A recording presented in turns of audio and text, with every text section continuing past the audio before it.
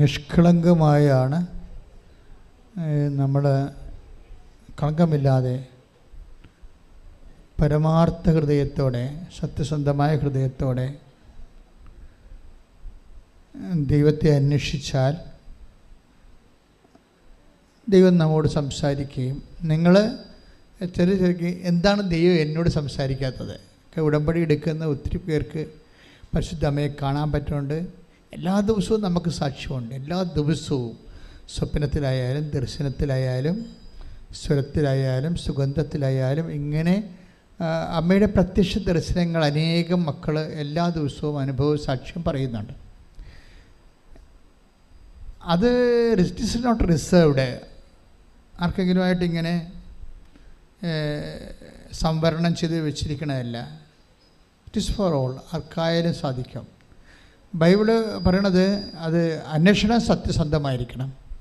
Take the word of God. സ്തുതിക്കട്ടെ. ഹല്ലേലൂയ. 145 സങ്കീർത്തനം 18 തിരുവചനം. 145 സങ്കീർത്തനം 18 തിരുവചനം.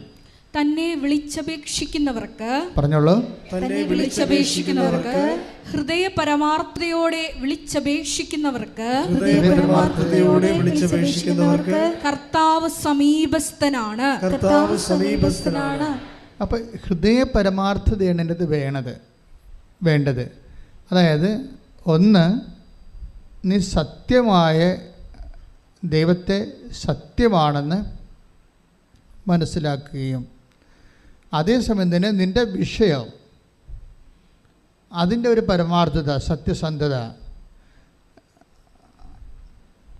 അത് ദൈവത്തിൽ ആശ്രയിച്ചാൽ ദൈവിക ഇടപെടൽ സുനിശ്ചിതമായിരിക്കുമെന്ന് നമുക്ക് സംശയമില്ലാതെ. നമുക്ക് ഈ പരമാർത്ഥതയ്ക്ക് കളങ്കം ചാർത്തുന്നത് പലപ്പോഴും സംശയമാണ്. അങ്ങനെ കർത്താവ് പറയും സംശയമില്ലാതെ, take the word of God, സംശയിക്കാതെ, ഉള്ളിൽ സംശയിക്കാതെ. സ്തുതിക്കട്ടെ. ഹല്ലേലൂയ. ഹല്ലേലൂയ, ഹല്ലേലൂയ, ഹല്ലേലൂയ, ഹല്ലേലൂയ, ഹല്ലേലൂയ. യേശുവേ നന്ദി, യേശുവേ സ്തുതി. ഹല്ലേലൂയ, ഹല്ലേലൂയ, ഹല്ലേലൂയ, ഹല്ലേലൂയ. യേശുവേ നന്ദി, ആരാധന. മർക്കോസ് 11:23. മർക്കോസ് 11:23. സത്യമായി ഞാൻ നിങ്ങളോട് പറയുന്നു, സത്യമായി ഞാൻ നിങ്ങളോട് പറയുന്നു, ആരെങ്കിലും ഈ മലയോട് ഇവിടെ നിന്ന് മാറി കടലിൽ ചെന്ന് വീഴുക എന്ന് പറയുകയും ഹൃദയത്തിൽ ശങ്കിക്കാതെ താൻ പറയുന്നത് സംഭവിക്കുമെന്ന് വിശ്വസിക്കുകയും ചെയ്താൽ അവനത് സാധിച്ചു കിട്ടും. അപ്പം നമ്മൾ ടാർഗറ്റ് ചെയ്യേണ്ട ഒരു ഫാക്കൽറ്റി ഹൃദയമാണ്. ഹൃദയം എപ്പോഴും വെച്ച് സംശയിക്കാത്ത വിശ്വാസത്തിനായിട്ട് പ്രാർത്ഥിക്കണം. ഇടത് കൈ നെഞ്ചിൽ വെച്ച് ഇടത് നെഞ്ചിൽ കൈ വെച്ചുകൊണ്ട് പ്രാർത്ഥിച്ച്, കർത്താവേ കർത്താവേ കർത്താവേ അങ്ങിൽ സംശയിക്കാതെ സുനിശ്ചയത്തോടുകൂടി വിശ്വസിക്കുവാൻ ആവശ്യമായ പരിശുദ്ധാത്മകൃപയാൽ എന്നെ അഭിഷേകം ചെയ്യണം.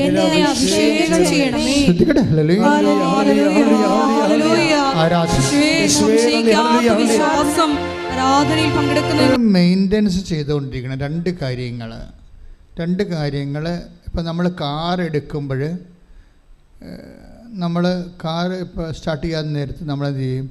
അതൊക്കെ മുമ്പ് നമ്മളൊന്ന് ഉറപ്പ് വരുത്തും, എന്തൊക്കെയുണ്ട്, ഓയിലുണ്ടോ, അല്ലേ, പെട്രോളിൻ്റെ ലെവൽ എന്താണ്, ബാറ്ററിയുടെ കണ്ടീഷൻ എന്താണ്.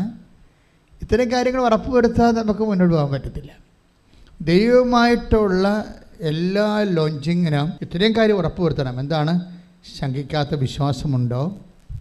പിന്നെന്താ വേണ്ടത്? ഉറപ്പുവരുത്തേണ്ടത് ലവ് ലെവല്, ദൈവത്തോടുള്ള സ്നേഹത്തിൻ്റെ നിലവാരം. അത് it is very serious thing. വിശ്വാസം ഉണ്ടായാലും സ്നേഹമില്ലെങ്കിൽ വർക്കൗട്ട് ചെയ്യത്തില്ല. പ്രത്യേകിച്ച് ഉടമ്പടി സ്നേഹത്തിൻ്റെ ബന്ധമാണ്. ദൈവസ്നേഹമില്ലാത്ത ഒരു മനുഷ്യന് ഉടമ്പടി ക്രാക്ക് ചെയ്യത്തില്ല.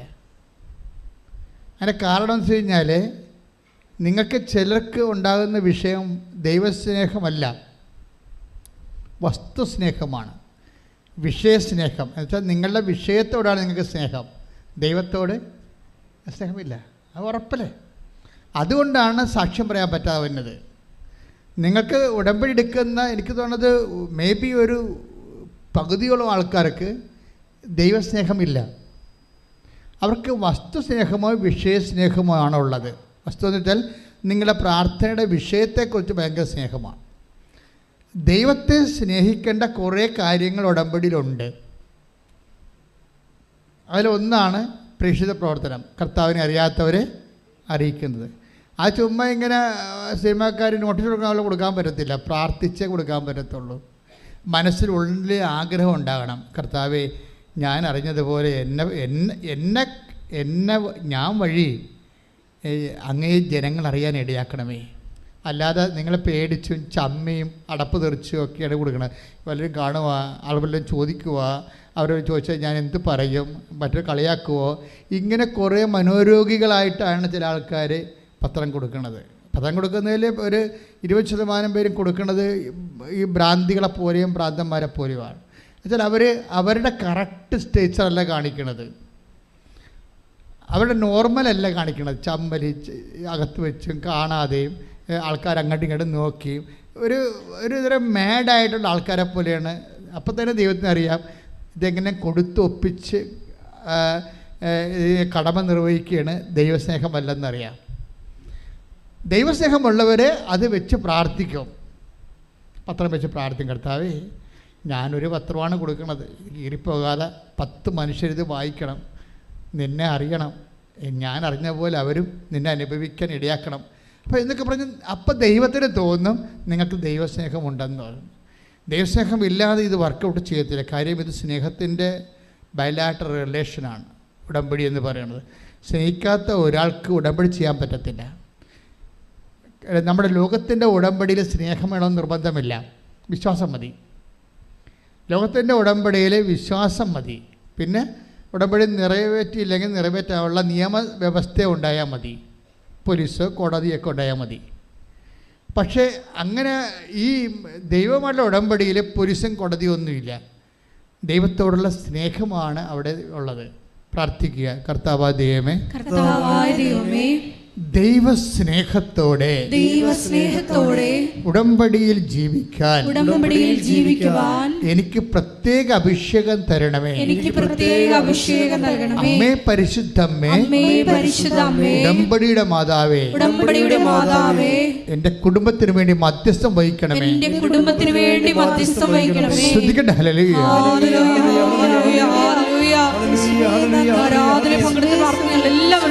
പരിശുദ്ധ പരമ ദിവ്യകാരുണ്യത്തിന് ഇപ്പം ദൈവസ്നേഹം ഉണ്ടെങ്കിൽ പിന്നെ എൻ്റെ ഉണ്ട്, ദൈവസ്നേഹം ഉണ്ട് എന്നുള്ളതിന് എന്തൊക്കെയാണ് അടയാളം? ഒന്ന്, ഫസ്റ്റ് ഒരാളിന് ദൈവസ്നേഹം ഉണ്ടെങ്കിൽ പെട്ടെന്ന് അയാൾക്ക് തോന്നുന്നത് അയോഗ്യതയാണ്. അനുതാപം സ്നേഹത്തിൻ്റെ ഫ്രൂട്ട്സാണ്. നിങ്ങളുടെ ജീവിതത്തിൽ ദൈവത്തോട് എൻ്റെ മുമ്പിൽ ദൈവത്തോട് ഇൻട്രാക്ട് ചെയ്ത് സഹിത്വം ചേർന്ന് ജീവിക്കാൻ നിങ്ങൾക്ക് കൊതിയുണ്ടെങ്കിലാണ് ദൈവസ്നേഹം എന്ന് പറയണത്. ആ ദൈവസ്നേഹം ഉള്ളവർക്ക് ഓട്ടോമാറ്റിക്കായിട്ട് എന്ത് വരും? അനുതാപം ഉണ്ടാകും. സ്നേഹത്തിൻ്റെ ഫ്രൂട്ട്സാണ്. അപ്പം അനുതാപം ഉണ്ടോ? അനുതാപം എന്ന് പറഞ്ഞാൽ എന്താ? ഇപ്പോൾ നിലവിലുള്ള ചിന്താഗതികൾ, മനസ്ഥിതികൾ, പെരുമാറ്റം അത് സുവിശേഷ വിഹിതമല്ലെങ്കിൽ, ദൈവത്തിൽ നിരക്കാത്തതാണെങ്കിൽ അത് മാറ്റാൻ വേണ്ടിയാണ്. ആ മാറ്റുമ്പോഴാണ് കറക്റ്റ് അനുതാപമായിട്ട് അത് വർക്ക് ചെയ്യണത്. അനുതാപം ഇങ്ങനെ മനസ്സിൽ തോന്നിയതുകൊണ്ട് കാര്യമില്ല. ഞാൻ ദൈവത്തിൽ നിരക്കാത്ത റിലേഷനിലാണ് എന്ന് പറഞ്ഞാൽ അനുതാപം ആകത്തില്ല. ഞാൻ ദൈവത്തിൽ നിരക്കാത്ത കച്ചവടം ചെയ്തുകൊണ്ട്, അപ്പോൾ അനുതാപം ആകത്തില്ല. അനുതാപമാണത് വെൻ അത് ബ്രേക്ക് ചെയ്യുമ്പോഴാണ് സത്യസന്ധമായ ഈ പരമാർത്ഥതയോടെ ദൈവത്തെ തേടണമെന്ന് പറയണത്. പരമാർത്ഥതയോടെ. ഇപ്പം നീ ചെയിൻ സ്മോക്കറാണ്, അല്ലെങ്കിൽ നീ ഇങ്ങനെ ഈ എന്താണ് ഏതാണ്ട് ഒരു സാധനം വെക്കുമല്ലേ, MDMA അതാ വേറെ ഡിഗ്രിയാണെന്ന് തോന്നുന്നത്. അപ്പം അങ്ങനെ ഒരു വ്യക്തിയാണെന്ന് വിചാരിച്ചു, അല്ലെങ്കിൽ എന്തെങ്കിലും തരത്തിൽ സ്വാഭാവികമായ സന്തോഷങ്ങളെക്കാൾ എക്സ്ട്രാ ആയിട്ട് സന്തോഷം, വഴിവിട്ട സന്തോഷം അനുഭവിക്കുന്ന ആളാണ് എന്ന് വിചാരിച്ചു. അപ്പം നമുക്കറിയാം, നാളെ നമ്മളെ ദുഃഖിപ്പിക്കുന്ന എല്ലാ സുഖങ്ങളും പാപമാണ്. നാളെ ദുഃഖിപ്പിക്കരുത്, അതാണത്. ഇതെങ്ങനെ തിരിച്ചറിയണം അങ്ങനെയാണ്. അപ്പം അതുകൊണ്ട് സ്വാഭാവികമായിട്ട് അതിൽ നിന്ന് പൂർണ്ണമായിട്ടും വിട്ട് ഒഴിയണം. ഇപ്പം നിങ്ങൾ ടൈം പാസിന് വേണ്ടി മനുഷ്യ പങ്കാളികളെയൊക്കെ ചുമ്മാ ഫോണൊക്കെ ചെയ്യുകയും ചിലപ്പോൾ മെസ്സേജ് വിളിക്കുകയും കാര്യമൊന്നുമില്ലെന്ന് നിങ്ങൾക്കും അറിയാം, അവർക്കും അറിയാം. പക്ഷേ ഇങ്ങനെ വേസ്റ്റ് ആയിട്ടുള്ള സംഭവങ്ങൾ, റിലേഷൻസ്, ഇപ്പം ഇതൊക്കെ എന്താ സംഭവിക്കുന്നത്? നിങ്ങളുടെ ഫാക്കൽറ്റിയെ ബ്ലോക്ക് ചെയ്യും. നിങ്ങൾ എന്തിനെക്കുറിച്ചാണ് സംസാരിക്കുന്നത്, എപ്പോഴും എന്തിനെക്കുറിച്ചാണ് ഓർക്കുന്നത്, അത് നിങ്ങളുടെ അവസ്ഥയാണ്. എപ്പോഴും എന്തിനെക്കുറിച്ചാണ് ഓർക്കുന്നത്, ആരെക്കുറിച്ചാണ് ഓർക്കുന്നത്, എന്തിനെക്കുറിച്ചാണ് ഓർക്കുന്നത്, നിങ്ങളുടെ ടൈം ആരാണ് കൺസ്യൂം ചെയ്യണത്, ദൈവമാണോ അതോ നിങ്ങൾക്ക് അർഹതയില്ലാത്ത ഒരവകാശമില്ലാത്ത വ്യക്തികളാണോ? അതെല്ലാം നിങ്ങളൊന്ന് ഇൻട്രോസ്പെക്റ്റ് ചെയ്യണം. അപ്പോൾ അങ്ങനെ വരുമ്പോൾ നമുക്ക് കറക്റ്റ് ഉടമ്പടി വഴികളിലേക്ക് പതുക്കെ വരാൻ പറ്റും. ഇത് നിങ്ങൾ ദൈവസ്നേഹം നിറയുമ്പോൾ ഓട്ടോമാറ്റിക്കായിട്ട് നമ്മൾ ബലം പ്രയോഗിച്ചൊന്നും വരേണ്ട കാര്യമില്ല. നിങ്ങൾ ആദ്യം ചെയ്യേണ്ടത് ദൈവസ്നേഹം നിറയാൻ പ്രാർത്ഥിച്ചാൽ മതി. അത് നിങ്ങൾ ഇപ്പോൾ ഉടമ്പടി കുറേ സ്നേഹത്തിൻ്റെ പ്രയോഗങ്ങളുണ്ടല്ലോ. ഉടമ്പടി എന്ന് വെച്ച് കഴിഞ്ഞാൽ നല്ല റിച്ച് പ്രയോഗങ്ങളുള്ള സ്ഥലമാണ്. ഇപ്പോൾ എല്ലാ തരത്തിലും, അതായത് സാധാരണ വിശ്വാസം, പ്രാർത്ഥന, വിശ്വാസം, പ്രഖ്യാപനം, വിശ്വാസം, പ്രയോഗം, വിശ്വാസം. അപ്പം അങ്ങനെ വിശ്വാസത്തിൻ്റെ പ്രയോഗങ്ങളിൽ ഏറ്റവും ശക്തമായത് നിൽക്കുന്നത് ഉടമ്പടിയിലാണ് പ്രയോഗങ്ങളുള്ളത്. അപ്പം അത് ശരിക്കും നമ്മൾ അതിൻ്റെ സിസ്റ്റം നോക്കിയിട്ട് അവധാനതയോടുകൂടി ഉടമ്പടിയെ സമീപിച്ചാൽ നല്ല ടൈം ഷോർട്ടനിങ് സംഭവിക്കും. ടൈം ഷോർട്ടനിങ് നിങ്ങൾക്ക് ഉടമ്പടി ലാഗ് ചെയ്യുമ്പോൾ, ഇപ്പോൾ എന്നെ ഒന്ന് കാണുന്ന ആൾക്കാരൊക്കെ പറയത്തില്ല, ഉടമ്പടി 2 പുതുക്കി. ഞാൻ നോക്കണത് നിങ്ങളുടെ മച്യൂരിറ്റി സ്റ്റേജാണ് നോക്കണത്. ഇപ്പം നിങ്ങളുടെ വിഷയം ആയില്ലെന്ന് പറയുമ്പോൾ ഞാൻ ഉടമ്പടിയിൽ ആ ചീട്ട് എഴുതിയിട്ടുണ്ടാവും, ഉടമ്പടി 2 പുതുക്കി 3 പുതുക്കി. അപ്പം ഉടമ്പടി 2 പുതുക്കിയ ആൾക്കാർക്ക് ഈ വിഷയം നടന്നില്ലെങ്കിൽ ഈ വ്യക്തി പൊട്ട വ്യക്തിയാണെന്ന് അതുകൊണ്ട് എനിക്ക് മനസ്സിലാക്കാൻ പറ്റും. പിന്നെ ചില ആൾക്കാരോട് ഞാൻ സംസാരിക്കത്തില്ല, അതിൻ്റെ കാര്യം സംസാരിക്കേണ്ട കാര്യമില്ലാത്തത് കൊണ്ടാണ്. അവരോട് സംസാരിച്ചിട്ട് കാര്യം, അവർ കാര്യത്തിന് വേണ്ടി മാത്രം ഉടമ്പടി എടുത്തിരിക്കുന്നതാണ്, കാര്യത്തിന് വേണ്ടി മാത്രം, അല്ലാതെ ദൈവവുമായിട്ട് ഒരു ബന്ധവുമില്ല. ഉടമ്പടി 3 മാസം കഴിഞ്ഞിട്ടും അവർക്ക് ദൈവവുമായിട്ട് ഇതുവരെ കാണാനോ ദൈവവുമായിട്ട് ഇൻട്രാക്ട് ചെയ്യാനോ പറ്റിയിട്ടില്ല. അവർ വിഷയത്തെക്കുറിച്ച് ആദ്യം കൊണ്ടിരിക്കുക, വസ്തു വിൽക്കണില്ലല്ലോ, ജപ്റ്റ് മാറണില്ലല്ലോ, പൈസ ആര് തരും, എങ്ങനെ ഓഫർ ലെറ്റർ, എങ്ങനെ വിസ കിട്ടും, ഈ വിഷയം മാത്രമാണ് അവർ ഫുൾ ടൈമായിട്ട് ഉടമ്പടി എടുത്തെങ്കിലും ഇവർ ഈ വിഷയത്തെക്കുറിച്ച് ഓവറായിട്ട് ഇവർ ആങ്ഷ്യസ് ആയിക്കൊണ്ടിരിക്കുകയാണ്. ദാറ്റ് മീൻസ് അവർ അതുകൊണ്ടാണ് ആ സംഭവം ലാഗ് ചെയ്ത് പോണത്. അപ്പം അതുകൊണ്ട് എപ്പോഴും നമ്മൾ ഇത് കറക്റ്റ് ചെയ്യണം. അതായത് ദൈവത്തിൽ ഇപ്പം തന്നെ ഇന്നലത്തെ എലിസബത്ത് ആൻ്റിയുടെ സാക്ഷ്യമില്ലേ, ഇപ്പോൾ എലിസബത്ത് ആൻ്റിയുടെ സാക്ഷ്യം നമ്മൾ കേൾക്കുമ്പോൾ ഇപ്പം പുറത്തുള്ള ആൾക്കാർ അത് ചർച്ച ചെയ്യണത് രാഷ്ട്രീയ ബേസിലാണ്, അല്ലേ, രാഷ്ട്രീയ ബേസിലാണ്. ഇപ്പോൾ എന്നോട് ചില മീഡിയക്കാരൊക്കെ ചോദിച്ചു, അച്ഛൻ ഇൻ്റർവ്യൂ അച്ഛനെ ഇൻ്റർവ്യൂ ചെയ്യണമെന്ന് പറഞ്ഞു. ഞാൻ പറഞ്ഞു ഞാനും ഇതായിട്ട് ബന്ധമില്ലല്ലോ, തന്നെയല്ല ഇതൊരു പക്ക സ്പിരിച്വൽ സബ്ജക്റ്റ്, നമുക്കത് രാഷ്ട്രീയ സബ്ജക്റ്റ് അല്ലല്ലോ.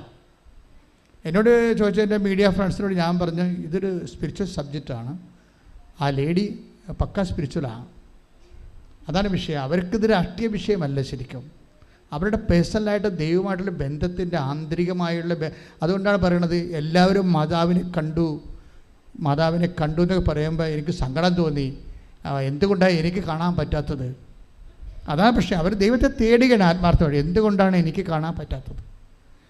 അപ്പോഴേ എൻ്റെ ഉടമ്പടി അങ്ങ് സ്വീകരിച്ചിട്ടില്ലേ, അപ്പോഴേ എൻ്റെ പ്രഭാഷണം അവർ കേൾക്കുമ്പോൾ ഞാൻ പറയും, നിങ്ങൾ ഉടമ്പടി എടുത്തു എന്ന് പറഞ്ഞിട്ട് കാര്യമില്ല, മറിച്ച് ദൈവം അത് എടുക്കുന്നത് ഒരു വിഷയമാണ്. ദൈവം അത് സ്വീകരിക്കുന്നത് ഇറ്റ്സ് അനദർ സബ്ജക്റ്റ്, വേറെ ഒരു സബ്ജക്റ്റാണ് എന്ന് ഞാൻ പറയുമ്പോൾ ആ പ്രസംഗത്തിലൂടെ അവർക്ക് മനസ്സിലാകും അവിടെ ഉടമ്പടി സ്വീകരിച്ചിട്ടില്ല. അതുകൊണ്ട് എന്തുകൊണ്ടാണ് സ്വീകരിക്കാഞ്ഞത്? എൻ്റെ സേവനയിൽ വന്നിട്ടുള്ള മിസ്റ്റേക്കാണോ? അതൊരു സ്പിരിച്വൽ സബ്ജക്റ്റാണ്, it's not a political subject. അപ്പോൾ അവരത് ദൈവത്തോട് കണ്ണീരോടെ വിശ്വസിച്ച് ദൈവത്തോട് കണ്ണീരോട് ചോദിക്കും, എൻ്റെ ഉടമ്പടി എന്തുകൊണ്ടാണ് അങ്ങ് സ്വീകരിക്കാത്തത്? അപ്പോൾ അവർ വിസ്പർ ചെയ്യും. അതായത് വിസ്പർ ചെയ്യും. It is not a fabric story. നമുക്ക് കാര്യം വിസ്പർ ചെയ്യണം എനിക്ക് അനുഭവപ്പെട്ടിട്ടുണ്ട് പലപ്പോഴും. ദൈവം ഇങ്ങനെ മന്ത്രിക്കാം.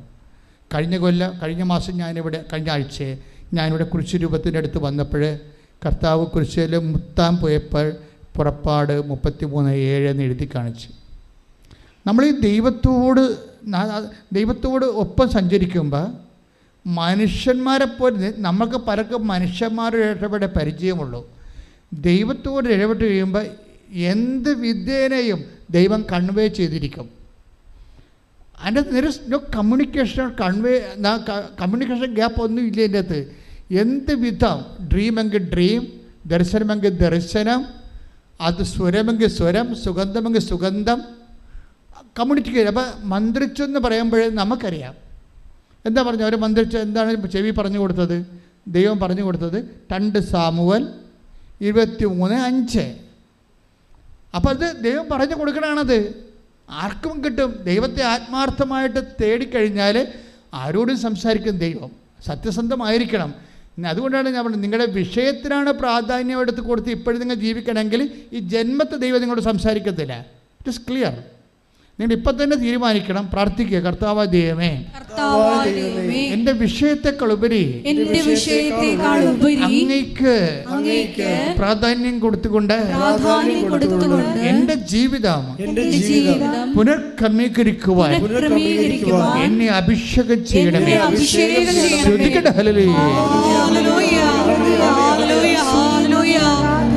ഞങ്ങളിലുള്ള പഴയ മനുഷ്യനെ ഉരിഞ്ഞു മാറ്റി അങ്ങേ 23:5 വായിച്ചോളൂ. അവിടുന്ന് എന്നോട് ശാശ്വതമായ ഉടമ്പടി ചെയ്തിരിക്കുന്നു. സുരക്ഷിതമായി സംവിധാനം ചെയ്ത ഉടമ്പടി. അവിടുന്ന് എന്റെ രക്ഷയും അഭിലാഷവും സാധിച്ചു തരും. Praise the Lord. ക്ലിയറാണ്. കർത്താവേ, അങ്ങ് എൻ്റെ ഉടമ്പടി സ്വീകരിച്ചില്ലേ എന്ന് ഹൃദയം പതറി ചോദിക്കുമ്പോഴാണ് ദൈവം കമ്മ്യൂണിക്കേറ്റ് ചെയ്യണത്. What is that? അതാണ് പ്രസൻസ് എന്ന് പറയണത്. ഉടമ്പടിയിലെ പ്രസൻസ്. ഉടമ്പടി പ്രസൻസിൻ്റെ പദ്ധതിയാണ്, സാന്നിധ്യത്തിൻ്റെ പദ്ധതി. നീ കർത്താവിനോട് കണ്ണുനീരോട് ചോദിച്ചോ, നിൻ്റെ ആവശ്യം സത്യസന്ധമാണെന്ന് ദൈവത്തിൽ നിന്ന് മനസ്സിലാക്കി കഴിഞ്ഞാൽ, നീ ഉടമ്പടി വിശ്വസ്തത കാണിക്കുന്നുണ്ടെങ്കിൽ ദൈവം നിന്നോട് സംസാരിക്കും, പക്കായായിട്ട് സംസാരിക്കും. 2 സാമുവേൽ ആ വചനം എവിടെയാണ് കിടക്കുന്നത്? എവിടെയാണ് ആ വചനം കിടക്കുന്നത്? അത് ആ ചേച്ചിക്കറിയത്തില്ല. പക്ഷേ കർത്താവ് പറയും, എൻ്റെ മനസ്സിതാണ്. ഇതിൽ നീ ചോദിച്ച ഉത്തരം ഈ വചനത്തിലുണ്ട്. Take the word of God and read it. എടുത്ത് വായിക്കാൻ പറയും. എടുത്ത് വായിക്കുമ്പോൾ അവിടുന്ന് നിന്നോട് ഞാൻ ശാശ്വതമായി ഉടമ്പടി ചെയ്തിരിക്കുന്നു. എന്നുവെച്ചാൽ ഇടയ്ക്കൊരു ബ്രേക്ക് ചെയ്യുന്ന ടെമ്പററി ഉടമ്പടിയല്ല. ദൈവം ഇങ്ങോട്ട് ചെയ്യുന്നതെല്ലാം നമുക്ക് ദൈവത്തോട് ടെമ്പററി ഉടമ്പടിക്ക് സാധ്യതയില്ല. കാര്യം ദൈവത്തിൻ്റെ എൻഡിട്ട് ആദ്യം അന്ത്യമില്ലാത്തത് കാരണം നമുക്ക് ദൈവത്തോട് ഒരു ടെമ്പററി ഇൻറ്റേറിയം താൽക്കാലികമായിട്ടൊരു ഉടമ്പടിക്ക് സാധ്യതയില്ല. നമുക്ക് അവിടെയാണ് അബദ്ധം പറ്റിയിരിക്കുന്നത്.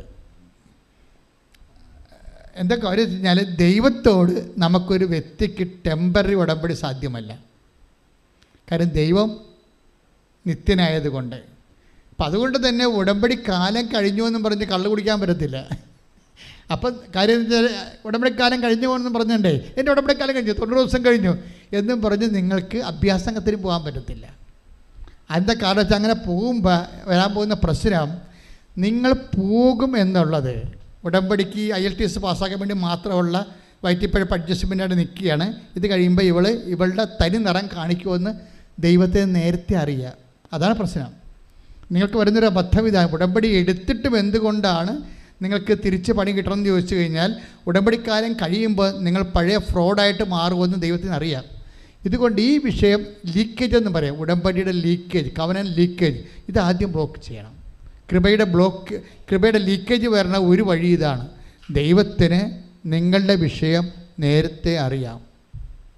അപ്പോൾ നേരത്തെ അറിയാവുന്ന കാരണം നിങ്ങൾ ആദ്യമേ തന്നെ മുൻകൂർ ജാമ്യത്തിൽ എടുക്കണം. കർത്താവേ, ഉടമ്പടിയുടെ കാലം കഴിഞ്ഞാലും ഞാൻ നിന്നോട് ചെയ്ത വാഗ്ദാനങ്ങൾ വിശ്വസ്തയോടെ ജീവിച്ചു കൊള്ളാം.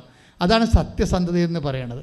അല്ലെങ്കിൽ നിങ്ങളുടെ പരീക്ഷ പാസ്സാകാൻ വേണ്ടിയും വസ്തു വിൽക്കാൻ വേണ്ടി പെണ്ണ് കെട്ടാൻ വേണ്ടി കൊച്ചുണ്ടാകാൻ വേണ്ടിയുള്ള എന്തോ ഒരു മാന്ത്രിക പരിപാടിയായിട്ട് മാറും. ദൈവം അതിന് തയ്യാറല്ല. അതാണ് പറഞ്ഞാൽ അവിടുന്ന് എൻ്റെ ഉടമ്പടി ശാശ്വതമായ അവിടെ നിന്നോട് ചെയ്ത take the bed for read it again. Samuel 23:5 അവിടുന്ന് എന്നോട് ശാശ്വതമായി ഉടമ്പടി ചെയ്തിരിക്കുന്നു, സുരക്ഷിതമായി സംവിധാനം ചെയ്ത ഉടമ്പടി, അവിടുന്ന് എന്റെ രക്ഷയും അഭിലാഷവും സാധിച്ചു തരും. ഉടമ്പടിയിലെ രക്ഷയുണ്ട്, നിത്യത, അഭിലാഷം, അനുദിന ജീവിതം. രണ്ട് കാര്യങ്ങളാണ് ഉള്ളത്. ഒന്നിനു വായിച്ച് അവിടുന്ന് എന്റെ രക്ഷയും അഭിലാഷവും സാധിച്ചു തരും. ഉടമ്പടി രണ്ട് നിയോഗങ്ങളാണ്. ഉടമ്പടി നിയോഗങ്ങളെ നമ്മൾ രണ്ടായിട്ടാണ് തിരിച്ചിരിക്കുന്നത്. ഒന്നെന്താണ്? നിത്യതയ്ക്ക് വേണ്ടിയുള്ള ഉടമ്പടി. അപ്പോൾ അതിൻ്റെ ഏറ്റവും പരമലാണ് ക്യാപിറ്റൽ കവനൻ്റ് ഹോളി ക്രിസ്റ്റ് വരണത്, നിത്യതയുടെ കൂദാശ കുർബാന. അപ്പോൾ അവിടുത്തെ രക്ഷയും പിന്നെന്താണ്? അഭിലാഷം. അഭിലാഷം എന്ന് പറഞ്ഞാൽ എന്താണ്? ജീവിതാഭിലാഷങ്ങളാണ്. അതിൻ്റെ ജോലിയുണ്ട്, വീടുണ്ട്, വിവാഹമുണ്ട്, കുഞ്ഞുങ്ങളുണ്ട്, സ്ഥലമുണ്ട്, അനുദിന ജീവിതത്തിൻ്റെ ആവശ്യങ്ങളുണ്ട്. ഉടമ്പടിയിൽ എന്തൊക്കെയാണുള്ളത്? ഒന്ന് രക്ഷ, നിത്യജീവിതത്തിൻ്റെ ആവശ്യങ്ങൾ. രണ്ടാമത് അഭിലാഷം, അനുദിന ജീവിതത്തിൻ്റെ ആവശ്യങ്ങൾ. ഇതെല്ലാം ഒറ്റ പാക്കേജിലാണ്. എന്താണ്? ഉടമ്പടി എന്ന ഒറ്റ പാക്കേജിൽ പ്രാർത്ഥിക്കുക. കർത്താവായ ദൈവമേ, എന്റെ രക്ഷയും എന്റെ അഭിലാഷവും സാധിച്ചു തരുന്ന ഉടമ്പടിയുടെ ഭാഗമായതിലെ ഞാൻ സന്തോഷിക്കുന്നു. അതേ കൃപയിലെ നിലനിന്ന് പോകാൻ എന്നെ അഭിഷേകം ചെയ്യണം.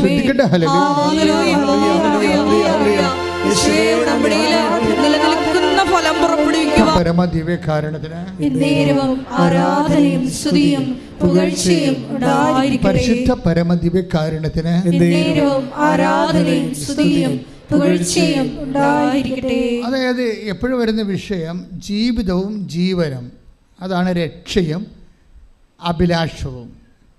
ഇത് രണ്ട്. ഇപ്പം രക്ഷ എന്ന് പറയുന്നത് ജീവനെ സംബന്ധിക്കുന്നതും അഭിലാഷം എന്ന് പറയുന്നത് ജീവിതത്തെ സംബന്ധിക്കുന്നതുമാണ്. ജീവൻ്റെ നിലനിൽപ്പാണ് ജീവിതം. ഐഹിക ജീവിതത്തിൻ്റെ ഭൗതിക നിലനിൽപ്പ്.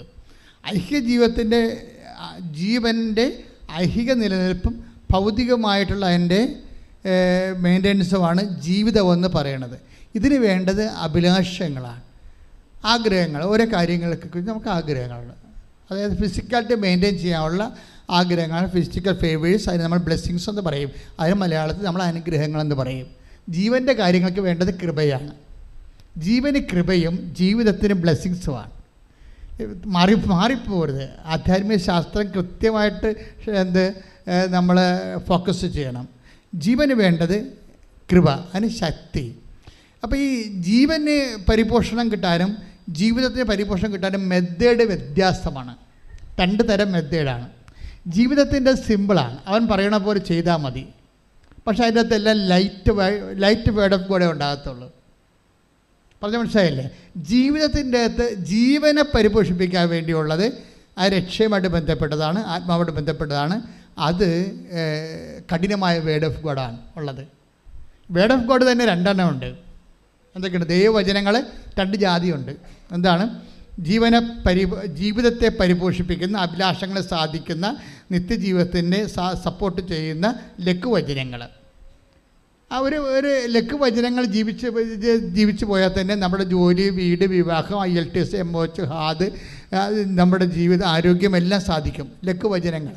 ചില വചനങ്ങൾ കട്ടിയാകും. കട്ടിയാകുമ്പോൾ ഓർക്കുക, അത് ജീവനെ പരിപോഷിപ്പിക്കാനുള്ളതാണ്. അത് ജീവനാണ്, അത് നിത്യജീവനായിട്ട് ബന്ധപ്പെട്ടതാണ്. അപ്പോൾ ആ വചനങ്ങൾ ക്രാക്ക് ചെയ്യണമെന്നുണ്ടെങ്കിൽ കുറച്ച് എനർജി കൂടുതൽ വേണ്ടി വരും. ഇപ്പോൾ ഉദാഹരണത്തിന് കുർബാനയെക്കുറിച്ച് ഈശോ പറയുമ്പോൾ take the word of God, Yohannan 6:60. Yohannan 6:60. ഇത് കേട്ട് അവൻ്റെ ശിഷ്യരിൽ പലരും പറഞ്ഞു, ഈ വചനം കഠിനമാണ്, ഇത് ശ്രവിക്കാൻ ആർക്ക് കഴിയും? മനസ്സിലാക്കാൻ പോലും കഴിയത്തില്ലെന്ന്. അത് പറഞ്ഞ് യോഹന്നാൻ 6:60 എന്താ പറയണത്? ഏറ്റു പറഞ്ഞ് ഈ വചനം കഠിനമാണ്, ഇത് ശ്രവിക്കാൻ ആർക്ക് കഴിയും? അതായത് ഇത് മനസ്സിലാക്കാൻ, കേൾക്കാൻ പോലും കഴിയത്തില്ലെന്ന്. ആ വചനങ്ങളാണ് കഠിന വചനങ്ങൾ. എന്താണ് കേൾക്കാൻ പോലും മനസ്സിലാക്കാത്ത വചനങ്ങൾ? അത് ജീവൻ്റെ വചനങ്ങളാണ്. എന്തിനു വേണ്ടിയുള്ള വചനങ്ങളാണ്? കഫർനാമിൽ വെച്ച് ഈശോ സംസാരിച്ച സിനഗോഗിൽ വെച്ച്. ഞാൻ ആ സിനഗോഗിൽ പോയിട്ടുണ്ട്. ഞാൻ ആ സിനഗോഗിൽ പോകുമ്പോൾ ഇന്നും എനിക്ക് അഭിമാനമുണ്ട്.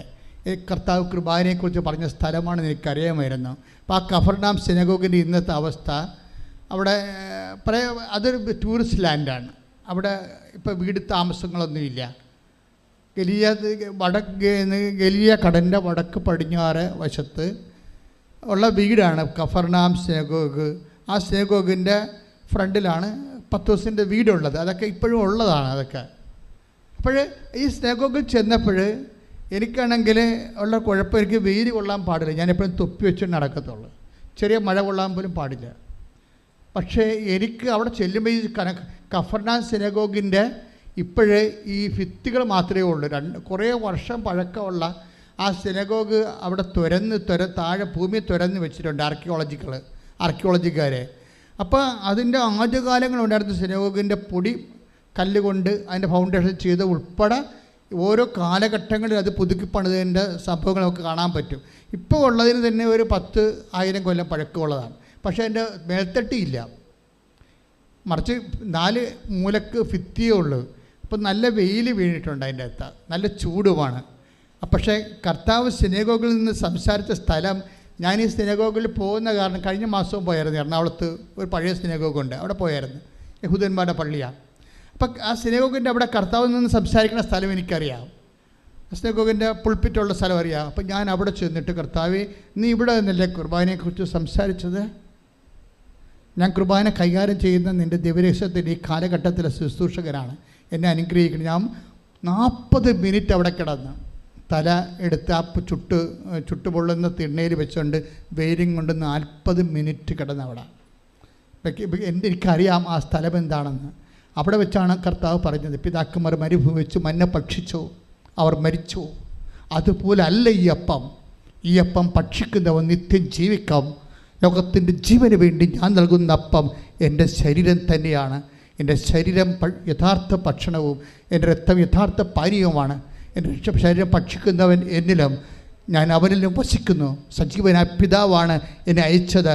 അതുപോലെ എന്നെ ഭക്ഷിക്കുന്നവൻ ഞാൻ മൂലം ജീവിക്കും. ജീവൻ്റെ വചനമാണത്. അതാണ് ഈശോ 6:35 തൊട്ട് യോഹന്നാൻ്റെ സുവിശേഷം 6:35 തൊട്ട് 57 വരെ പറയണത്. അതാ കഫർനാം സിനഗോഗിൽ ഞാൻ നെറ്റിവെച്ച് 40 മണിക്കൂർ വെയിലത്ത് കിടന്ന സ്ഥലത്ത് നിന്നാണ് കർത്താവ് പറഞ്ഞത്. പക്ഷെ ആ പറഞ്ഞ് കേട്ടപ്പോൾ അന്നത്തെ ആൾക്കാരെന്താ പറഞ്ഞത്? ഈ വചനം കഠിനമാണ്, ആർക്കിത് മനസ്സിലാക്കാൻ കഴിയും? പക്ഷെ മനസ്സിലാക്കാൻ കഴിയുന്ന ആൾക്കാരുണ്ടായിരുന്നു. അവരോടും കർത്താവ് ചോദിച്ചു, നിങ്ങൾക്ക് മനസ്സിലാക്കാൻ കഴിയുമെന്ന് എനിക്കറിയാം, പക്ഷേ എനിക്ക് ചോദിക്കാൻ നിവൃത്തിയില്ല. Do you also want to go? നിങ്ങൾക്ക് പോകണമെന്നുണ്ടോ? അപ്പോൾ കർത്താവിനോട് അവർ പറഞ്ഞു, ഞങ്ങൾ ആരുടെ പക്കലേക്ക് പോകും? നിത്യജീവൻ്റെ വചനങ്ങൾ അങ്ങയുടെ പക്കലാണല്ലോ. കൈയിട്ടിച്ച് കർത്താവ് വചനം കഠിനമായിരിക്കും. ദൈവപൈതലേ, നിൻ്റെ ജീവിതത്തിൽ ഒരു വചനം പാലിക്കാൻ കഠിനമാണെന്ന് തോന്നുക. അപ്പോൾ നീ ഓർക്കണം, ഇത് കഠിനമാണല്ലോ, ഇത് നടക്കത്തില്ലല്ലോ, ഇതെങ്ങനെ ഞാൻ പാലിക്കും, എനിക്ക് സാധ്യമല്ലോ എന്ന് തോന്നിയാൽ നീ വിചാരിക്കണം, ഇത് അനുദിന ജീവിതത്തിന് വേണ്ടിയുള്ളതല്ല, നിത്യജീവിതത്തിന് വേണ്ടി കർത്താവ് ക്രമീകരിച്ച കൃപയുടെ വചനങ്ങളാണ്. കൈയിട്ടിച്ച് കർത്താവ് ത്തിൻ്റെ ജീവൻ്റെ വചനം കേട്ടപ്പോൾ ഉള്ളിൽ ദൈവസ്നേഹം തോന്നിയെങ്കിലേ അത് തന്നെയാണ് ദൈവസ്നേഹം. അത് നഷ്ടപ്പെടാതെ ആ ദൈവസ്നേഹത്തോടെ നീ ഉടമ്പടി അനുവർത്തിച്ചാൽ മതി. അപ്പോൾ നിൻ്റെ അനുദിന ജീവിതത്തിനും നിത്യജീവിതത്തിനും വേണ്ടിയുള്ള കാര്യങ്ങൾ കർത്താവ് ക്രമീകരിക്കും. ഒരു കാര്യം വ്യക്തമാണ്. നമ്മൾ കഠിനമായ വചനങ്ങൾ നിറവേറ്റാൻ കഴിയുമെന്നോ കഴിഞ്ഞാൽ നിത്യജീവൻ കിട്ടുമെന്നോ ഇതൊരു മാത്തമാറ്റിക്കൽ ചെയ്യേണ്ടതെന്നോ അല്ല ഞാൻ ഉദ്ദേശിക്കുന്നത്. കഠിനമായ വചനങ്ങൾ പാലിക്കാൻ വേണ്ടി സത്യസന്ധമായ ശ്രമം നമ്മൾ നടത്തിയാൽ നമുക്ക് ജീവൻ്റെ കൃപ, നമ്മുടെ ജീവനെ പരിപോഷിപ്പിക്കാൻ, നിത്യതയിൽ കർത്താവിനെ അനുഭവിക്കാൻ, നിത്യമഹത്വത്തിൻ്റെ അവകാശികളാകാൻ ദൈവം നമ്മളെ സഹായിക്കുമെന്നത് കാര്യം ദൈവം സത്യസന്ധനായതുകൊണ്ട് മനസ്സിലാക്കാം. എന്താണ് കഠിനമായ പദമെന്ന് ചോദിച്ചു കഴിഞ്ഞാൽ, ഇപ്പോൾ ഉദാഹരണത്തിന് മർക്കോസിൻ്റെ മത്തായിയുടെ സുവിശേഷം 5:23 എടുത്ത്. മത്തായി 5:23 നീ ബലിപീഠത്തിൽ കാഴ്ചയർപ്പിക്കുമ്പോൾ പറയുക നീ ബലിപീഠത്തിൽ കാഴ്ചയർപ്പിക്കുമ്പോൾ നിന്റെ സഹോദരന് നിന്നോട് എന്തെങ്കിലും വിരോധം ഉണ്ടെന്ന് അവിടെ വെച്ച് ഓർത്താൽ കാഴ്ചവസ്തു അവിടെ ബലിപീഠത്തിന് മുമ്പിൽ വെച്ചിട്ട് പോയി സഹോദരനോട് രമ്യതപ്പെടുക, പിന്നെ വന്ന് കാഴ്ചയർപ്പിക്കുക. അപ്പോഴേ ഭിന്നതയിലിരിക്കുന്ന വ്യക്തിജീവിതം ഉടമ്പടിയിൽ നിങ്ങൾ ശ്രദ്ധിക്കേണ്ട കാര്യമാണ്. ഉടമ്പടിയിൽ എടുത്തിട്ടും ഇപ്പോഴും ഭിന്നതയിൽ കഴിയുന്നുണ്ടോ? നീ അങ്ങോട്ട് ഭിന്നിപ്പുണ്ടാക്കണമെന്നല്ല, അവരിങ്ങോട്ട് ഭിന്നിപ്പുണ്ടാക്കിയാൽ മതി. ചിലപ്പോൾ വസ്തു തർക്കമായിരിക്കും, ചിലപ്പോൾ അതുപോലെ അതിർത്തി തർക്കമായിരിക്കും, ചിലപ്പോൾ ഉദ്യോഗത്തിൽ വർക്ക് അറേഞ്ച്മെൻറ്റ് തർക്കമായിരിക്കും. എനിവേ നിൻ്റെ സഹോദരനോട് നിന്നോട് എന്തെങ്കിലും പരിഭവം ഉണ്ടെന്ന് തോന്നിയാൽ, അയാൾക്ക് ഇങ്ങോട്ട് തോന്നിയാൽ മതി, എന്തു ചെയ്യണം? നീ തിരിച്ചു പോയി അയാളുമായി അനുരഞ്ജനപ്പെടണം. അപ്പോൾ നമ്മൾക്ക് പറയാൻ ഒത്തിരി ന്യായമുണ്ട്. അയാളത് മൈൻഡ് ചെയ്യത്തില്ല, അയാൾ ഉൾക്കൊള്ളത്തില്ല, അയാളെന്നെ അഭ്യാസം പറഞ്ഞ് ഓടിക്കും. അതൊക്കെ തീർച്ചയായിട്ടും ദൈവത്തിനറിയാം. നീ അങ്ങനെ ഒരു ഉദ്യമം നടത്തിയാൽ തീർച്ചയായിട്ടും നിനക്ക് തിരിച്ചടി കിട്ടുമെന്ന്. അപ്പോൾ തിരിച്ചടി ഭൂമിയിൽ ദൈവത്തിൻ്റെ വചനം പാലിച്ചിട്ടും ഒരു വ്യക്തിക്ക് തിരിച്ചടി കിട്ടിയാൽ അതിന് പ്രതിഫലം കൊടുക്കേണ്ടത് ആരാണ്? ദൈവമാണ്. കാര്യം എന്താണ്? ദൈവത്തിൻ്റെ വചനം ദൈവം പറഞ്ഞിട്ട് പാലിച്ച് നമ്മൾ തിരിച്ചടി വാങ്ങിച്ചിരിക്കേണ്ടതാണ്. ദൈവം സത്യവാനും നീതിയായതുകൊണ്ട് തീർച്ചയായിട്ടും നീതിവാന്മാരുടെ പുനരുദ്ധാന ഘട്ടത്തിൽ നമ്മൾക്ക് കർത്താവ് പ്രതിഫലം നൽകും. കാര്യം കർത്താവിന് കുറേ വചനങ്ങളില്ലേ, അതെല്ലാം കേൾക്കുമ്പോൾ തന്നെ കഠിനമാണ്. എന്താണ്? നിന്നോട് ശണ്ട കൂടി ഉടുപ്പ് take the word of God. ശ്രദ്ധിക്കട്ടെ. ഹല്ലേലൂയ ഹല്ലേലൂയ ഹല്ലേലൂയ ഹല്ലേലൂയ ഹല്ലേലൂയ ഹല്ലേലൂയ ഹല്ലേലൂയ യേശുവേ ആരാധന. ഹല്ലേലൂയ ഹല്ലേലൂയ യേശുവേ നന്ദി ആരാധന. 5:40 5:40 നിന്നോട് വ്യവഹരിച്ച് നിന്റെ ഉടുപ്പ് കരസ്ഥമാക്കാൻ ഉദ്യമിക്കുന്നവന് മേലങ്കി കൂടി കൊടുക്കുക. ഇതെന്ത് വചനമാണ്? കഠിന വചനമാണ്, ലഘുവചനമല്ലേ, എളുപ്പമല്ലല്ലോ നടത്താൻ. നിന്നോട് വ്യവഹരിച്ചാണ് കേസ് നിന്നെ പ്രതിയാക്കി കേസിന് പോയി. പണ്ട് ഉടുപ്പൊന്നും ഇല്ലായിരുന്ന കാലത്തെ, ഇപ്പോഴല്ലേ സർവത്ര ഉടുപ്പൊന്നും ഇല്ലായിരുന്ന കാലത്ത് വളരെ അപൂർവമായിരുന്നു. സ്ക്രൈബന്മാർക്കും ലോഡ്സിനൊക്കെയാണ് ഉടുപ്പുണ്ടായിരുന്നത്. സാധാരണ മനുഷ്യർക്ക് അത്യാവശ്യം മറക്കാനൊക്കെ ഉള്ള ഉടുപ്പൊക്കെ ഉണ്ടായിരുന്നതാണ്. അപ്പോൾ ഒരു ഉടുപ്പിനൊക്കെ ഭയങ്കര വിലയാണ്. അത് നഷ്ടപ്പെട്ട കേസിന് പോകും. അതാണ് നിന്നോട് വ്യവഹരിച്ച് കേസിന് പോയാൽ, നിന്നോട് ശണ്ട കൂടി ഉടുപ്പ് കരസ്ഥമാക്കാൻ നോക്കിയാൽ എന്ത് ചെയ്യണമെന്നാണ് പറയണത്? മേലും കൂടി കൊടുക്കുക. ഇത് എത്ര ശതമാനം ആൾക്കാർക്ക് കൊടുക്കാൻ പറ്റും? ഇക്കണോമിക്കലി സ്പീക്കിംഗ് എത്ര പേർക്ക് കൊടുക്കാൻ പറ്റും? 100 പേര് ഇത്രയും കൃത്യമായിട്ട് ഇതിൻ്റെ നമ്മളോട് ചണ്ട കൂടി ഉടുപ്പ് കരസ്ഥമാക്കുന്നതിന് മേലേക്ക് കൂടി കൊടുത്തിട്ട് പോരാൻ ആർക്ക് പറ്റുമോ? പറ്റത്തില്ല. ദാറ്റ് മീൻസ് ഇതിൻ്റെ അകത്ത് ഞാൻ ഇന്ന് രാവിലെ നിങ്ങളോട് പറഞ്ഞില്ലേ, ഈ സൂര്യൻ എന്ന് പറഞ്ഞ ടാർഗറ്റ് ഇല്ലേ, നിത്യത്തിന് സൂര്യനുണ്ട്, ചന്ദ്രനുണ്ട്, നക്ഷത്രങ്ങളുണ്ട് എന്ന് പറഞ്ഞാൽ എന്താ കാര്യം? നമുക്ക് ലഭിക്കുന്ന കൃപയുടെ ആർജിക്കുന്ന കൃപയുടെ ആനുപാതികമായിട്ടായിരിക്കും. ഇപ്പോൾ വചനം എക്സിക്യൂട്ട് ചെയ്യുമ്പോഴാണ് കൃപ ടാപ്പ് ചെയ്യണത്. ഇതിൻ്റെ നമുക്ക് ലഭിക്കുന്ന കൃപയുടെ ആനുപാതികമായിട്ടായിരിക്കും നമ്മൾ ബ്രാൻഡഡ് ആകണത്, ഗ്രേഡഡ് ആകണത്, നക്ഷത്രമോ ചന്ദ്രനോ സൂര്യനൊക്കെ ആകണത്. കൃപയുടെ കാര്യമാണ് അവിടെ പറയണത്.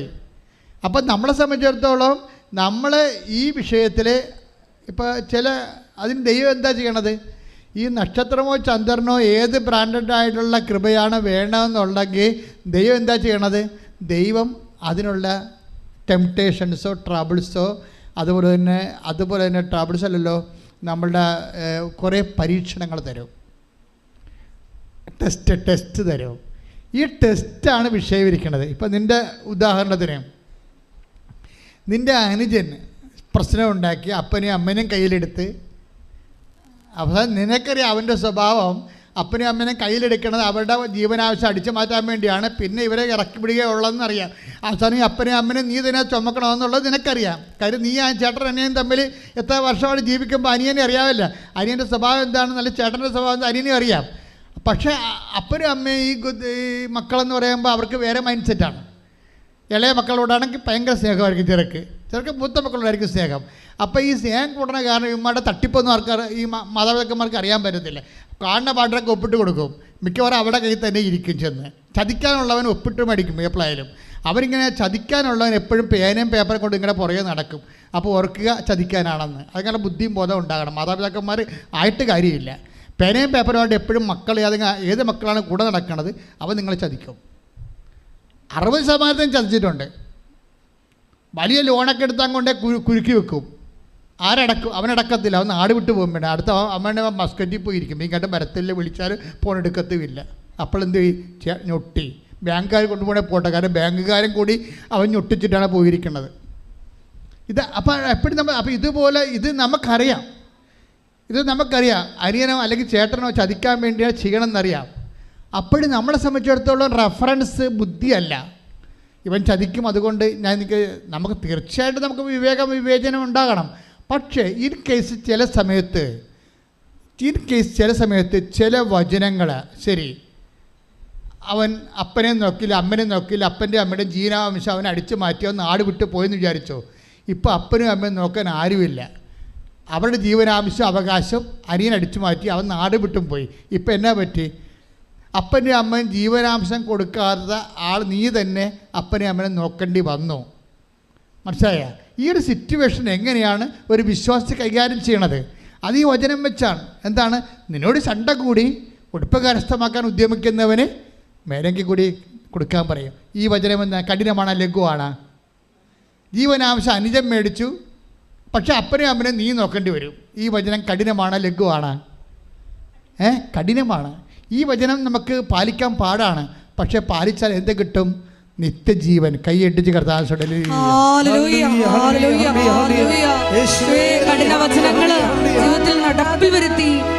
ലഘുവചനങ്ങളും വചനം 2 വിഭാഗമാണ്. ഒന്ന് ലഘുവചനങ്ങളും കഠിനവചനങ്ങളും. ലഘുവചനങ്ങൾ പാലിച്ചാൽ അവൻ പറയണ പോലെ ചെയ്താണ് ലഘുവചനങ്ങൾ പാലിക്കുക. അവൻ പറയണ പോലെ ചെയ്താണ് കഠിനവചനങ്ങൾ പാലിക്കുക. 2 ഉടമ്പടിയാണ്. ഒന്നിൻ്റെത് നിത്യജീവൻ്റെ ഉടമ്പടി, രണ്ടാമത്തത് അനുദിന ജീവിതത്തിൻ്റെ ഉടമ്പടി. അപ്പം കഠിനവചനങ്ങൾ നിനക്ക് പാലിക്കാൻ പറ്റാത്ത വചനങ്ങൾ നിനക്ക് പ്രോജക്റ്റായിട്ട് വന്നിട്ടുണ്ടോ എന്ന് നോക്കണം.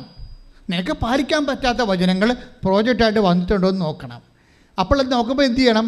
അത് ദൈവസ്നേഹത്തോടെ എടുക്കണം. എന്ത് വശത്തിലാണ്? അതിൽ നിത്യജീവനുണ്ട്. വചനങ്ങളിലാണ് നിത്യജീവൻ വെച്ചിരിക്കുന്നത്, ഇല്ലേ?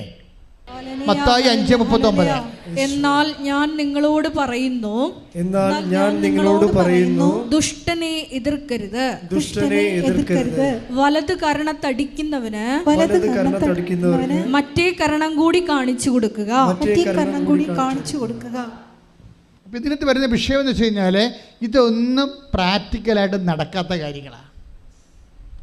പ്രായോഗികമായിട്ട് നടക്കുക, നമ്മൾ വിടുക, നമ്മുടെ മുഖത്തോട്ട് അടിക്കും പാർസൽ കൊടുക്കും. നമ്മൾ സ്വാഭാവികമായിട്ട് ദൈവത്തെ അറിയാം. ഈശോയ്ക്ക് ഇത് അറിയാൻ പാടില്ലാതാണ് എഴുതിയിരിക്കണമെന്നാണ് വിചാരിക്കണത്. ഈശോയ്ക്കറിയാം ഇതൊന്നും നടക്കണ കാര്യമല്ലെന്നറിയാം.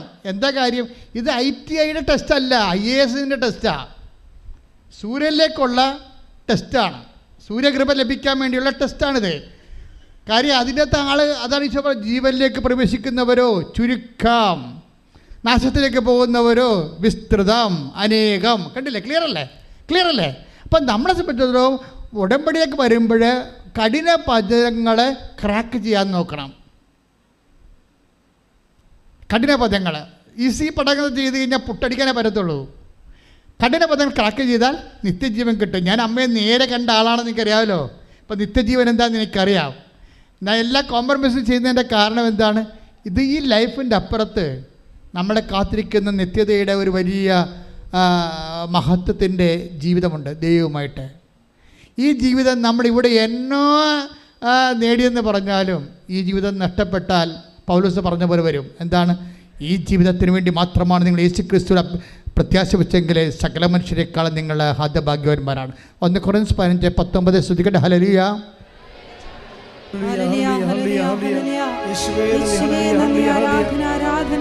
1 കൊരിന്തോസ് 15:19 ഈ ജീവിതത്തിന് വേണ്ടി മാത്രം ക്രിസ്തുവിൽ പ്രത്യാശ വച്ചിട്ടുള്ളവരാണെങ്കിൽ നമ്മൾ എല്ലാ മനുഷ്യരെയേക്കാൾ നിർഭാഗ്യരാണ്. അപ്പം ക്രിസ്തുവിൽ പ്രത്യാശ വെക്കുന്ന മക്കളുണ്ട്. ഇപ്പം കാറൽ മാർക്സിൽ പ്രത്യാശ വെച്ച ആൾക്കാരുണ്ട്, ഇല്ലേ?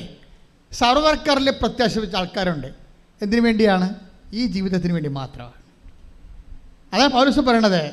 ഈ ജീവിതത്തിന് വേണ്ടി മാത്രമാണ് നിങ്ങൾ യേശുക്രിസ്തുവിൽ പ്രത്യാശ വെച്ചിട്ടുണ്ടെങ്കിൽ സകല മനുഷ്യരെക്കാളും നിങ്ങൾ ഹതഭാഗ്യവാന്മാരാണ്. കാര്യം എന്താണ്? യേശുക്രിസ്തു പ്രത്യാശ വെക്കുന്നവൻ നിത്യജീവന് വേണ്ടിയാണ്. കൈയടിച്ച് കർത്താൻ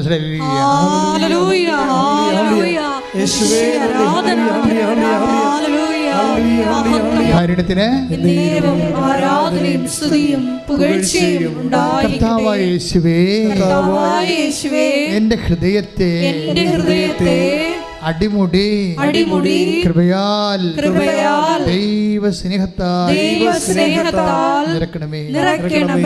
നമ്മൾ കണ്ട വചനം എന്താണ്? മത്തായി ശ്ലീഹ 5:39 എന്താണ്? നിന്നോട് 2 മൈൽ പോകാൻ ആഗ്രഹിക്കുന്നതിൻ്റെ കൂടെ. അപ്പോൾ 5:40 കണ്ടത് അല്ലേ? 5:40 കണ്ടു. മത്തായി ശ്ലീഹ 5:39 കണ്ടു. ഒരു ചെകിടത്തടിക്കണവന് മറു ചെകിട് കാണിച്ചു കൊടുക്കുക എന്ന് വെച്ച് കഴിഞ്ഞാൽ നീ ഈ ചില സമയത്ത് അക്രമിയെ എതിർക്കരുതെന്ന് കൃത്യമായിട്ട് വചനം പറയും. അപ്പം നമുക്ക് പറയും അവൻ അക്രമിയെ എതിർത്തില്ലെങ്കിൽ അവൻ നമ്മുടെ തലയെ ഞൊട്ടിക്കൊണ്ട് പോകുമെന്ന് പറയും. അപ്പോഴെന്നെ സമയത്ത് എന്താ വിഷയം എന്ന് വെച്ച് കഴിഞ്ഞാൽ ഇത് കഠിന പദമാണ്. കഠിന പദത്തിൻ്റെ ഉദ്ദേശം ഫിസിക്കൽ ഫേവേഴ്സ്, ഭൗതിക ആനുകൂല്യങ്ങളല്ല, നിത്യതയാണ്. ഈ കഠിന പദങ്ങളെ ക്രാക്ക് ചെയ്യുമ്പോഴാണ് നിത്യജീവൻ ലഭിക്കുന്നത്. അതറിയണമെങ്കിൽ 5:38 വായിച്ച് ശ്രദ്ധിക്കട്ടെ. യോഹന്നാൻ 5:38 അവിടുന്ന് അയച്ചവനെ നിങ്ങൾ വിശ്വസിക്കാത്തത് കൊണ്ട് അവിടുത്തെ വചനം നിങ്ങളിൽ വസിക്കുന്നില്ല. വിശുദ്ധ ലിഖിതങ്ങൾ നിങ്ങൾ പഠിക്കുന്നു, എന്തെന്നാൽ അവയിൽ നിത്യജീവൻ ഉണ്ടെന്ന് നിങ്ങൾ വിചാരിക്കുന്നു. അതാണ് സംഭവം. വിശുദ്ധ ലിഖിതങ്ങൾ നിങ്ങൾ പഠിക്കുന്നു. കാരണം എന്താണ്? 5:38 മത്തായി യോഹന്നാൻ എന്താണ്? അതിൽ നിത്യജീവൻ ഉണ്ടെന്ന് നിങ്ങൾ അറിയുന്നു. വചനത്തിൽ ഉള്ളത് നമ്മൾക്ക് കിട്ടാൻ എന്താ മാർഗം? വചനം ആക്ടിവേറ്റ് ചെയ്യിക്കേണ്ടി വരും. അല്ല വചനം അവിടെ എഴുതി വെച്ചിട്ട് കാര്യമില്ല. നിത്യജീവൻ നിങ്ങൾ വചനം നിങ്ങൾ അന്വേഷിക്കുന്ന കാര്യം അവയിൽ നിത്യജീവനുണ്ടെന്ന് നിങ്ങൾക്കറിയാം. പക്ഷേ നിത്യജീവൻ എല്ലാ വചനങ്ങളിലുമില്ല, പ്രത്യേകിച്ച് കഠിന വചനങ്ങളിലേ ഉള്ളൂ. ഇത് രഹസ്യമാണ്. ലഘുവചനങ്ങളുടെ കുറവാണ്. അത് ഫിസിക്കൽ ഫേവേഴ്സ്, അനുദിന ജീവിതത്തിന് വേണ്ടിയുള്ള ഭൗതിക ആനുകൂല്യങ്ങളാണ് ഉള്ളത്. ഫിസിക്കൽ ഫേവേഴ്സ്, സോക്കോൾഡ് ബ്ലെസ്സിങ്സ്, അനുഗ്രഹങ്ങളാണ് ഉള്ളത്. കഠിന വചനങ്ങളിലാണ് നിത്യജീവൻ ഇരിക്കുന്നത്. എന്നുവെച്ചാൽ നമുക്ക് പാലിക്കാൻ പ്രയാസമുള്ളൊരു വചനമാണ് നമ്മുടെ മുമ്പിൽ നിൽക്കണമെങ്കിൽ ഓർക്കുക, അത് ഫിസിക്കൽ ഫേവേഴ്സ് അല്ല, ഭൗതിക ആനുകൂല്യങ്ങളല്ല, നിത്യജീവന് വേണ്ടി ദൈവം നിശ്ചയിച്ചിരിക്കുന്ന ഒരു ഹോംവർക്കാണ്, ഗൃഹപാഠമാണ് കഠിനപദം. അതുകൊണ്ടാണ് മത്തായി 18:16 വായിച്ച് ശ്രദ്ധിക്കട്ടെ. ഹല്ലേലൂയ.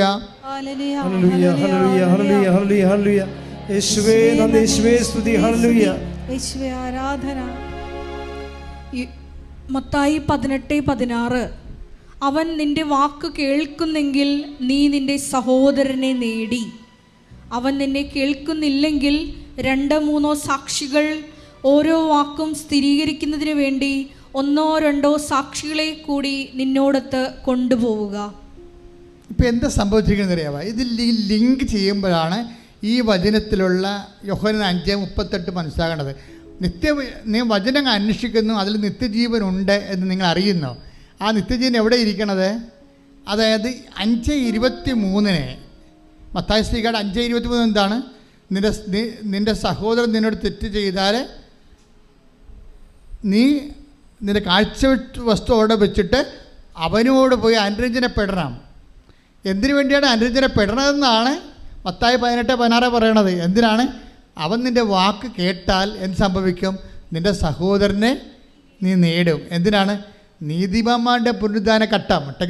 ശ്രദ്ധിക്കട്ടെ. ഹല്ലേലൂയ, ഹല്ലേലൂയ, ഹല്ലേലൂയ, ഹല്ലേലൂയ. യേശുവേ നന്ദി, യേശുവേ സ്തുതി. ഹല്ലേലൂയ, ഹല്ലേലൂയ, ഹല്ലേലൂയ, ഹല്ലേലൂയ, ഹല്ലേലൂയ, ഹല്ലേലൂയ. ഓ ദിവ്യകാരുണ്യ സ്നേഹമേ, അങ്ങേക്കൊരായിരം. 13:43 അപ്പോൾ നീതിമാന്മാർ തങ്ങളുടെ പിതാവിന്റെ രാജ്യത്തിൽ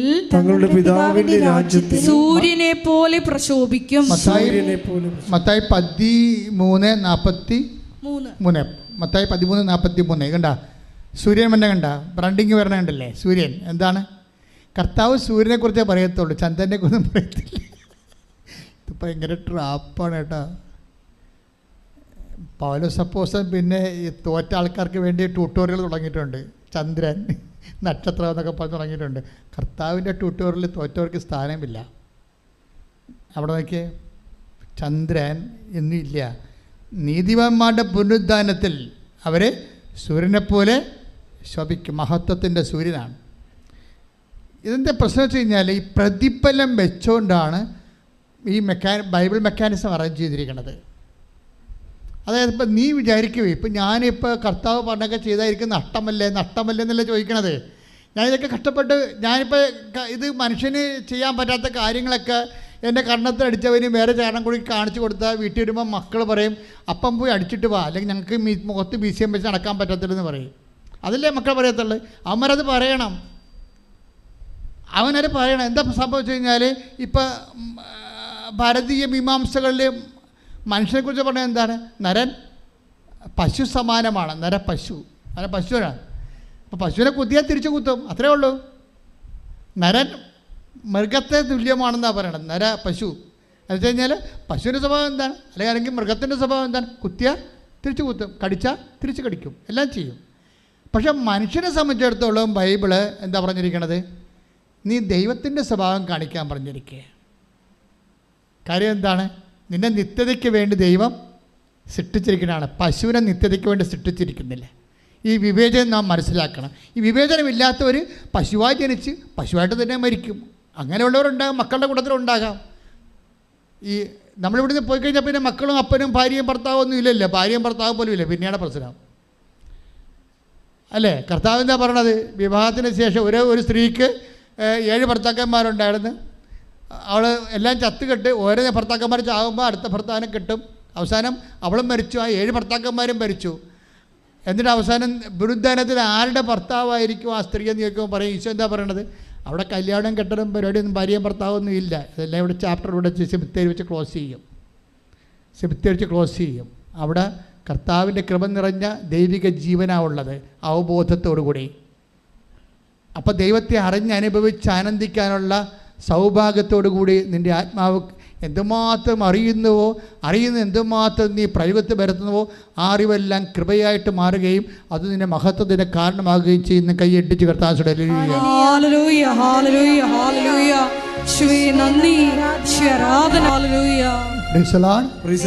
ഇരിക്കുക.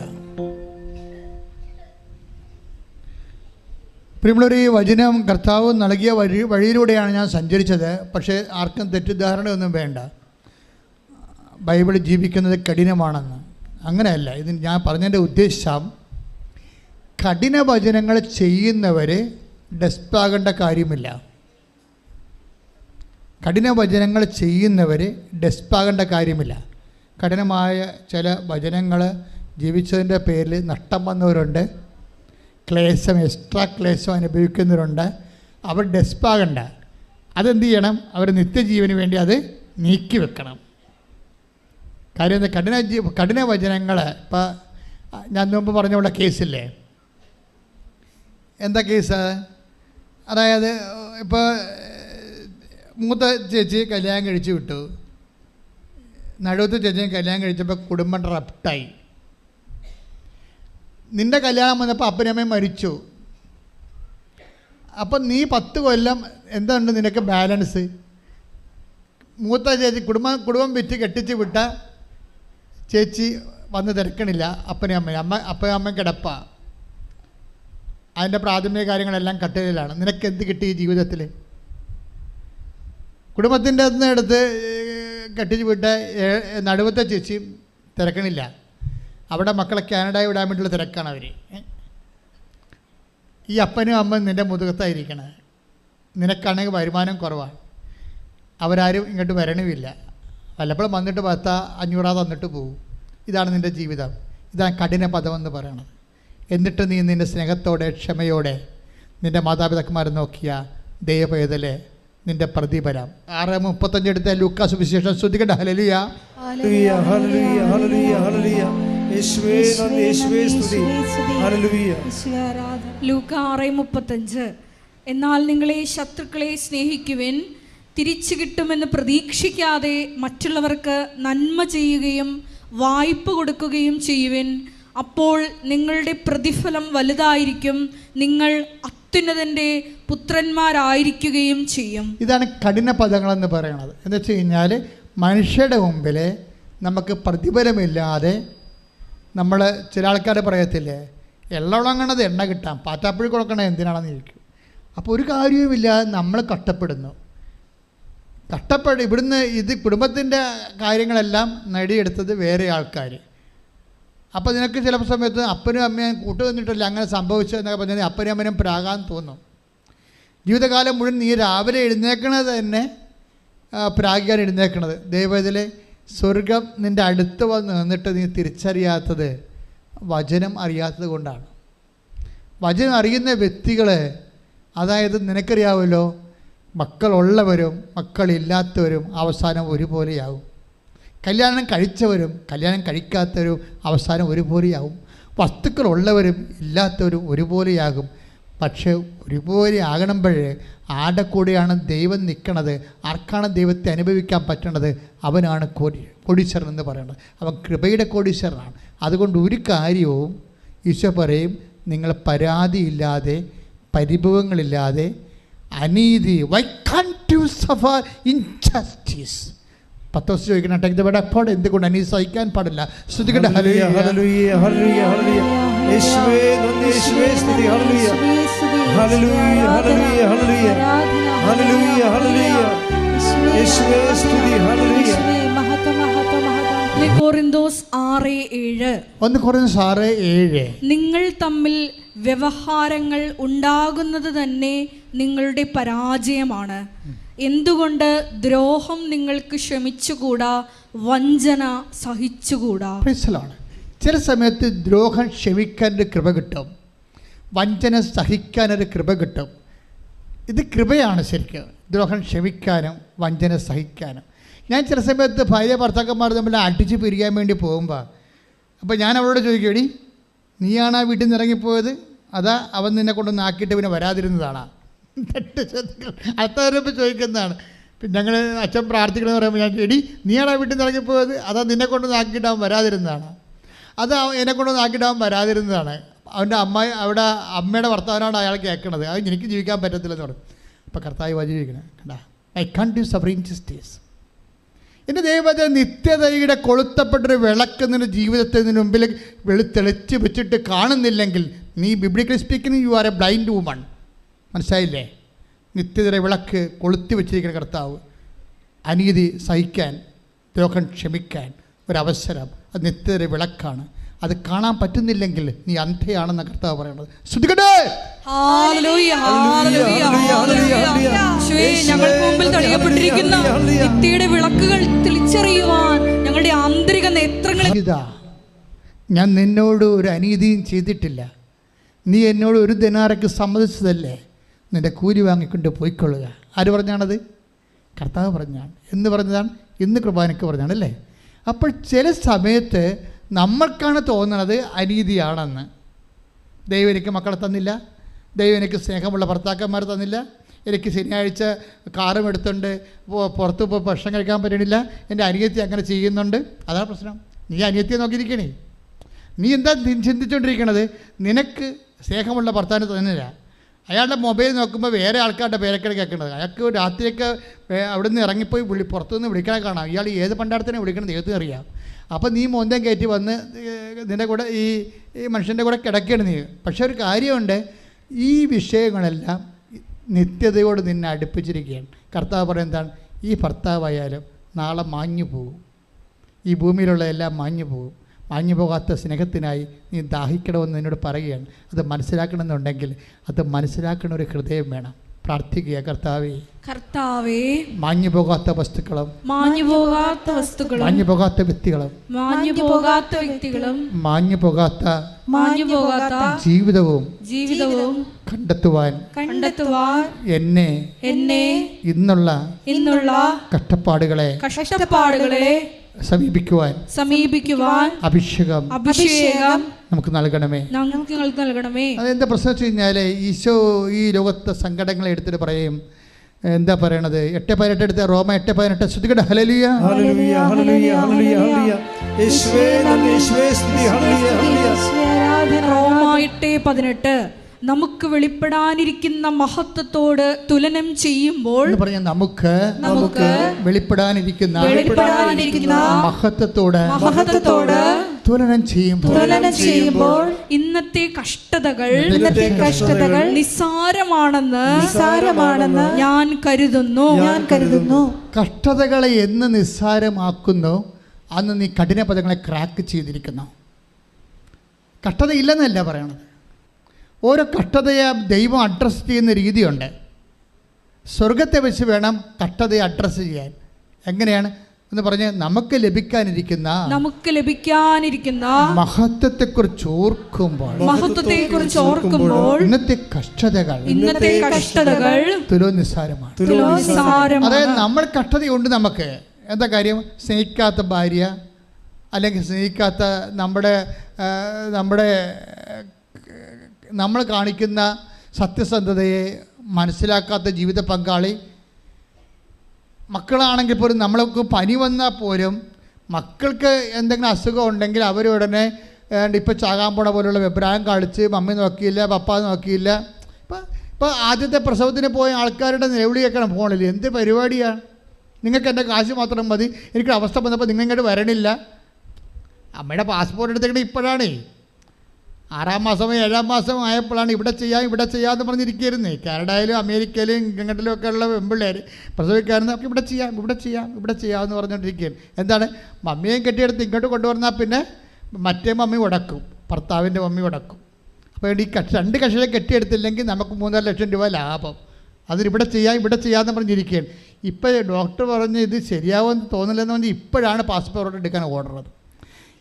ഇപ്പോഴാണ് പാസ്പോർട്ട് എടുക്കാൻ ഓർഡർ, മമ്മിക്ക് പാസ്പോർട്ട് എടുക്കാൻ ഓർഡറത്. പക്ഷേ അത് ഇപ്പം നിനക്ക് എൻ്റെ ആവശ്യം ഉണ്ടായപ്പോഴല്ലേ എൻ്റെ പാസ്പോർട്ടും ഫോട്ടോയൊക്കെ തിരക്കണമെന്ന് മമ്മി ചോദിക്കുമ്പോൾ അങ്ങനെ ചോദിക്കാതിരിക്കാൻ വേണ്ടി മമ്മിയുടെ വാപത്തിക്കൊണ്ട് പറയുകയാണ്, നിങ്ങൾക്ക് എൻ്റെ കഷ്ടപ്പാടെന്ന് അറിയണ്ടല്ലോ, കാശ് മാത്രം മതിയല്ല എന്ന് വെച്ച് കഴിഞ്ഞാൽ എൻ്റെ തെറ്റ് മറച്ച് വെച്ചുകൊണ്ട് മമ്മിയുടെ തെറ്റ് ഊതിക്കത്തിച്ചിട്ട് സ്കൂട്ടാകണ പരിപാടി. മകളെ എവിടം വരെ ഓടും? ഓന്തോടിയ വെയിൽ വരെ. ദൈവത്തിൻ്റെ മുമ്പിലാണ് നീ ഓടണമെന്ന് ഓർത്തേക്കണം. സത്യസന്ധമല്ലാത്തൊരു വർത്തമാനം പറയരുത്. വിശുദ്ധമായ അധരങ്ങളുണ്ടായാൽ ഉടമ്പടി നിനക്ക് വേണ്ടി കർത്താവ് അത്ഭുതങ്ങൾ പ്രവർത്തിക്കും. ശ്രദ്ധിക്കട്ടെ.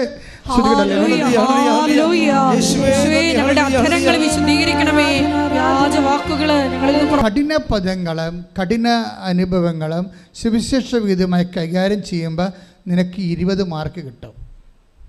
നിങ്ങളെപ്പോഴും ചെയ്യണം എങ്ങനെയെന്നറിയാവോ? ഈ ചില ബുദ്ധിയും ബോധവും ഇല്ലാത്ത പിള്ളേരെ പോലെയാണ്. പരീക്ഷ പേപ്പർ കാണുമ്പോൾ തന്നെ മൊത്തം അങ്ങോട്ട് ഇരുന്ന് എഴുതാൻ തുടങ്ങും. പരീക്ഷ പേപ്പർ കാണുമ്പോൾ തന്നെ അപ്പം തന്നെ എടുത്ത് നമ്മുടെ ട്രെയിൻ പോണ പോലെ, വന്ദേ ഭാരത് പോണ പോലെ ഒറ്റ പോക്കാണ് പരീക്ഷ എടുത്ത്. അതെന്താ സംഭവം? എഴുതി വന്നിട്ട് അവസാനം 2.5 മണിക്കൂർ പരീക്ഷയ്ക്ക് 1:45 കഴിഞ്ഞപ്പോഴും 60 ചോദ്യങ്ങൾ എഴുതിയിട്ടുണ്ട്. പക്ഷേ നോക്കിയപ്പോൾ എന്താ പറ്റിയതിരിക്കണത്? 60 മാർക്കിൻ്റെ ചോദ്യങ്ങളാണ് എഴുതിയിരിക്കുന്നത്. എന്താണ്? എല്ലാ ചോദ്യങ്ങൾക്കും 2 മാർക്ക് 1 മാർക്കേ ഉള്ളു. ബാക്കിയുള്ള ചോദ്യം 2 ചോദ്യമുണ്ട്, 20 മാർക്കിൻ്റെ. ഈ 20 മാർക്കിൻ്റെ ചോദ്യം ആദ്യമേ എഴുതി വെച്ചെങ്കിൽ ഇപ്പോൾ ഇനി സമയവും തീർന്നു.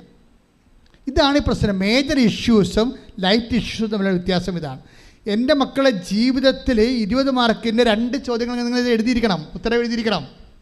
എന്ന് വെച്ചാൽ കഠിന പദങ്ങളാണ്, ക്രാക്ക് ചെയ്തിരിക്കണം. എല്ലാം നിങ്ങൾ സിമ്പിളാകണം എന്ന് പറഞ്ഞു കഴിഞ്ഞാൽ ദൈവം എല്ലാം സിമ്പിളാക്കി തരും. നമ്മുടെ സമയം തീരുമ്പോഴേ നമുക്ക് നിത്യതയുടെ മാർക്ക് നമ്മൾ എഴുതിയിട്ടുണ്ടാകത്തില്ല. നമ്മുടെ 65 വയസ്സിൽ 70 വയസ്സിൽ നമ്മൾ ഗുഡ് ബൈ പെടുന്ന പോകുമ്പോൾ നോക്കുമ്പോൾ 1-2 മാർക്കിൻ്റെ കാര്യം എഴുതി വെച്ചിരിക്കുന്നത്. 10 രോഗികളെ കണ്ടു, കുറച്ച് പത്രം കൊടുത്തു, പിന്നെ അത്യാവശ്യം കുഞ്ഞു കാര്യങ്ങൾ, സൽപ്രവർത്തികൾ ശരി. പക്ഷെ പ്രോബ്ലം വെച്ച് കഴിഞ്ഞാൽ സുവിശേഷവിധമായി ജീവിക്കുക. ജീവിതത്തിലൊരു ചില ആൾക്കാർ, ഞാനൊരു അമ്മയെ ഒരു ദിവസം പരിചയപ്പെട്ടു. ഇടയ്ക്ക് ഞാൻ പറയാറുണ്ട്, ആർക്ക് 72 വയസ്സ് ഇപ്പോഴുണ്ട്. എന്നെ കണ്ടപ്പോഴും നിലവിളിച്ച് എനിക്കൊരു മകനുണ്ടായിരുന്നെങ്കിൽ ഈ അച്ഛനെ പോലെ ഇരുന്നേനെ വന്ന്. എന്ത് ഞാൻ പറഞ്ഞ് തീർന്ന്, അവിടെ സമയം തീർന്ന്, അവിടെ സമയം തീരുകയാണ്, അവിടെ പരീക്ഷ തീരുകയാണ്.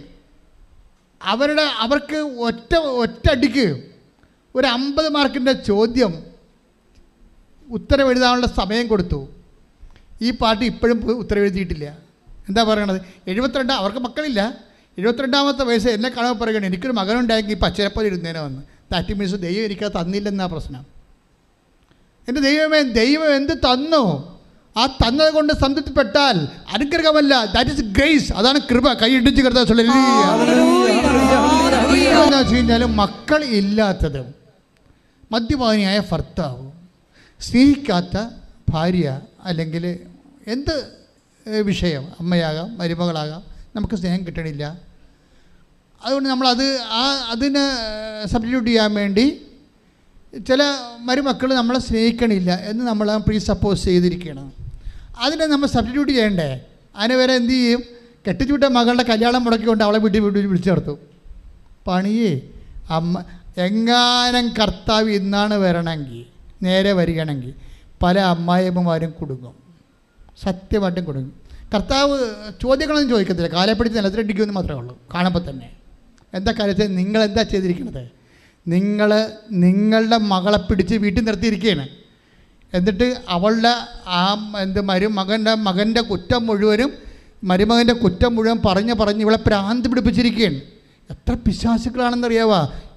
ഇത്രയും കുടുംബങ്ങൾ കലങ്ങിയതിൻ്റെ പിന്നിലെല്ലാം പെണ്ണിൻ്റെ അമ്മമാരുടെ റോള് ഭയങ്കരമാണ്. ഒരു സംശയമില്ല. ഞാൻ 21 ലക്ഷം ആൾക്കാരെ കൗൺസിൽ ചെയ്തിട്ടാണെന്ന് പറയണത്. ഇത്രയും കൗൺസിൽ ചെയ്തിട്ടുള്ള ആൾക്കാരുണ്ടോ എന്ന് എനിക്ക് സംശയമാണ്. 21 ലക്ഷം. എത്ര കാര്യം, അച്ഛനായപ്പോൾ തുടങ്ങിയ ജോലിയല്ലേ ഇത്? ഇപ്പം തുടങ്ങിയത് പുതിയതായിട്ട് ധ്യാനകേന്ദ്രം തുടങ്ങിയല്ലോ ഇത്. എത്ര വർഷമായി? 87 തുടങ്ങിയതാണ്.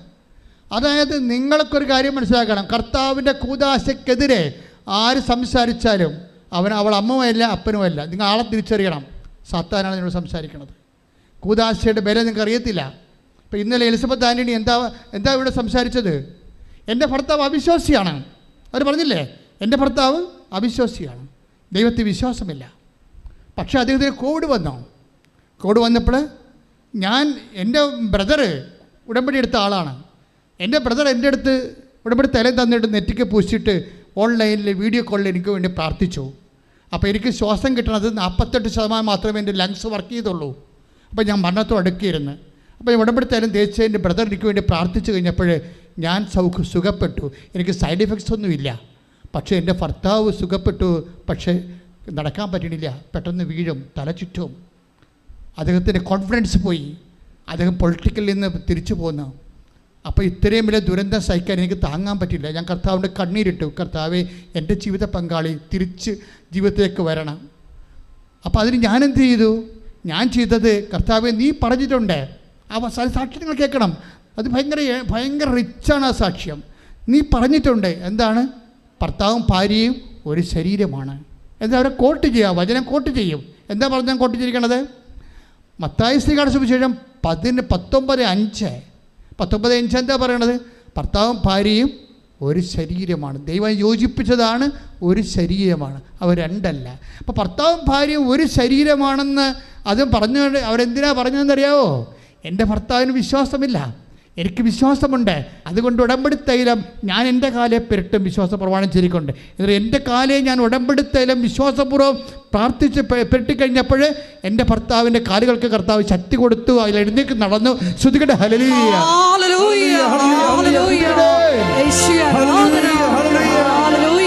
വേറെ ഒരു കാര്യം കൂടി പറഞ്ഞായിരുന്നു, അതാണ് ഈ കൂദാശി എന്ന് പറയണത്. ഇന്ന് കൂദാശി എന്ന് പലപ്പോഴും നിങ്ങളുടെ വയറ്റിപ്പിഴപ്പിന് കൂദാശയിൽ നിന്ന് നിങ്ങൾ ആഗ്രഹിക്കുന്ന ജീവിതം കിട്ടുന്നില്ലെങ്കിൽ ദൈവത്തെ മറന്ന് സ്വന്തം സുഖത്തിന് വേണ്ടി ദൈവത്തെ ഉപേക്ഷിച്ച് നിത്യതയെ വെറുത്ത് ചുമ്മാ മൃഗങ്ങളായിട്ട് ജീവിക്കുന്ന ഒത്തിരിയേറെ ജീവിത പങ്കാളികൾ നമ്മുടെ ലോകത്തുണ്ട്. നിങ്ങൾക്കറിയാം, കുറച്ച് കാലം കഴിയുമ്പോൾ നിങ്ങൾ ദുഃഖിക്കേണ്ടി വരും. കാര്യം എന്താ? നിത്യത കൈവിട്ടു പോകും. നിത്യതയോട് അടുപ്പിച്ചത് എന്താണ്? കൂദാശ. ആ ചേച്ചി പറഞ്ഞത് എന്താ നിങ്ങൾക്കറിയാമല്ലോ. ഈ എലിസബത്ത് ആന്റണി എന്ന് പറഞ്ഞാൽ ആരാണ്? നമ്മുടെ മിനിസ്റ്റർ എ കെ ആന്റണിയുടെ മുൻ മിനിസ്റ്റർ മന്ത്രി ബഹുമാനപ്പെട്ട എ കെ ആന്റണിയുടെ വൈഫാണ്. അവർ പറഞ്ഞ സാക്ഷികൾ കേൾക്കണം. എന്താ അവർ പറയണത്? എൻ്റെ ഭർത്താവിന് വിശ്വാസമില്ല, പക്ഷേ ഞാനെന്താ സമീപിച്ചത്? കർത്താവിൻ്റെ വചനത്തിലാണ്. കർത്താവിൻ്റെ വചനത്തിൽ എന്താ പറയണത്? അവിശ്വാസിയായ ഭർത്താവ് എന്ത് ചെയ്യുന്ന പറയണത്? ഭാര്യ മുഖേന വിശുദ്ധ. അതാണ് ദൈവനിശ്ചയം. അതുപോലെ അവിശ്വാസിയായ നിങ്ങൾ ടേക്ക് ദ ബെഡഫോർഡ് 1 കൊറിന്തോസ് 17:14. കൊറിന്തോസ് 7:14. എന്തെന്നാൽ അവിശ്വാസിയായ ഭർത്താവ് ഭാര്യ മുഖേനയും അവിശ്വാസിനിയായ ഭാര്യ ഭർത്താവ് മുഖേനയും വിശുദ്ധീകരിക്കപ്പെടുന്നു. ഈ ഒറ്റ വിശ്വാസത്തിലെ ആ സ്ത്രീ വിശുദ്ധയാകുകയാണ്. കൈയിടിച്ച് കർത്താവ്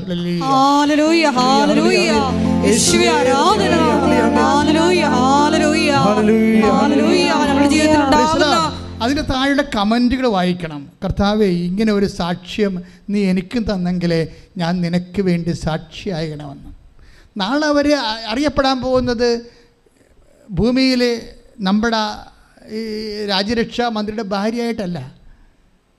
ആ അറിവെല്ലാം സിമിത്തിരിച്ച് തീരുകയാണ്. മനുഷ്യൻ അത് മാത്രമേ കണ്ടുള്ളൂ. അതുകൊണ്ടാണ് രാഷ്ട്രീയ ബന്ധത്തിൽ ചകഞ്ഞുകൊണ്ട് രാഷ്ട്രീയ ചർച്ചാവേദിയാക്കി ആ വിഷയം മാറ്റിയത്.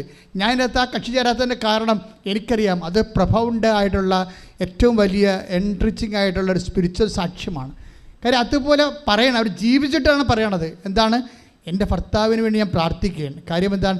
അദ്ദേഹം അവിശ്വാസിയാണ്, ഞാൻ ആരാണ്? വിശ്വാസിയാണ്. നിങ്ങൾക്കൊരു കാര്യം മനസ്സിലാക്കണം, അവിശ്വാസിയായ വ്യക്തി അവൻ്റെ അമ്മ മുഖേനയല്ല വിശുദ്ധീകരിക്കപ്പെടുന്നത്. അവിശ്വാസിയായ വ്യക്തി അവൻ്റെ അപ്പൻ മുഖേനയല്ല വിശുദ്ധീകരിക്കപ്പെടുന്നത്. അവിശ്വാസമായ വ്യക്തി അവൻ്റെ ജീവിത പങ്കാളി മുഖേനയാണ് വിശുദ്ധീകരിക്കപ്പെടുന്നത്. കൈയിട്ടിച്ച് കർത്താവ്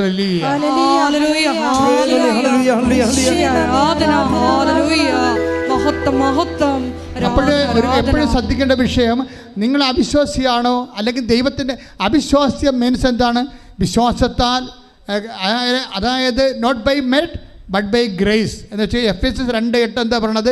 അതായത് വിശ്വാസം വഴി കൃപയാലാണ് നമ്മൾ രക്ഷിക്കപ്പെട്ടത്. അവിശ്വാസം എന്ന് പറഞ്ഞാൽ എന്ത് പറ്റും? വിശ്വാസം നമുക്ക് എന്താ തരണത്? കൃപയാണ് നൽകണത്, അല്ലേ? Ephesians 2:8 എന്താ പറയണത്? വിശ്വാസം വഴി പറഞ്ഞേ, വിശ്വാസം വഴി കൃപയാലാണ് നമ്മൾ രക്ഷിക്കപ്പെട്ടത്. വിശ്വാസം നമുക്ക് എന്താ തരണത്? കൃപ. അപ്പം കൃപ നമുക്ക് ലഭിക്കണത് എന്തിൽ നിന്നാണ്? എൻ്റെ സോഴ്സ് എന്താണ്? വിശ്വാസമാണ് സോഴ്സ്. അതിൻ്റെ അവിശ്വാസം എന്ന് പറയുമ്പോൾ നമുക്ക് എന്താ നഷ്ടപ്പെടാൻ പോണത്? കൃപ എന്ന് വെച്ചാൽ നിത്യജീവൻ. നിത്യജീവൻ നഷ്ടപ്പെട്ടത് കൃപയുടെ അലംഭാവമോ ആഭാവമോ മൂലം നിങ്ങൾക്ക് നിത്യജീവൻ നഷ്ടപ്പെട്ടാൽ അത് നേടാൻ നിൻ്റെ അമ്മയ്ക്കോ അപ്പനോ മക്കൾക്കോ ഒന്നുമില്ല. അതിൻ്റെ ചാൻസ് ആർക്കാ ഉള്ളത്? നിൻ്റെ ജീവിത പങ്കാളിയാണ്. ജീവിത പങ്കാളി വേർപെട്ടുകൊണ്ട് അപ്പൻ്റെ കൂടെ അമ്മയുടെ കൂടെ നടക്കുന്ന കാണ്ടാമൃഗങ്ങൾ, ഞാൻ പറഞ്ഞ വചനങ്ങൾ കേൾക്കണം. എന്നിലൂടെ കർത്താവ് നിന്നോട് അന്ത്യമായിട്ട് നിനക്ക് ശാസനം നൽകുകയാണ്. അന്ത്യശാസനം എന്താ കാര്യം? നിന്നെ വിശുദ്ധീകരിക്കാൻ, നിൻ്റെ ആത്മാവ് വീണ്ടെടുക്കാൻ, നിന്നെ നിത്യത്തിലേക്ക് കർത്താവോട് ചേർക്കാൻ നിൻ്റെ അപ്പനോ അമ്മക്കോ മക്കൾക്കോ പറ്റത്തില്ല. നിന്നെ കൂദാശ ചെയ്തേൽപ്പിച്ച ദൈവത്തിന് മാത്രം പറ്റത്തുള്ളൂ. ആ ദൈവത്തിന് വചനം കേട്ടുകൊണ്ട് താമസിക്കുന്നവരെ അനുതപിച്ചുകൊണ്ട് തിരിച്ചു വരാൻ കർത്താവ് ആവശ്യപ്പെടുന്നു. ശ്രദ്ധിക്കട്ടെ. ജ്ഞാനങ്ങളിൽ പെടുന്നതാണ്. അവ നേടാനുള്ള സമയമാണ് ആരാധന സമയം. അച്ഛൻ പ്രാർത്ഥിക്കുന്ന അനുസരിച്ച് മക്കൾ സ്തുതിച്ചുകൊണ്ടിരിക്കണം. കർത്താവേ, അച്ഛൻ പ്രാർത്ഥിക്കുന്ന അനുസരിച്ച് മക്കൾ സ്തുതിച്ചുകൊണ്ടിരിക്കണം.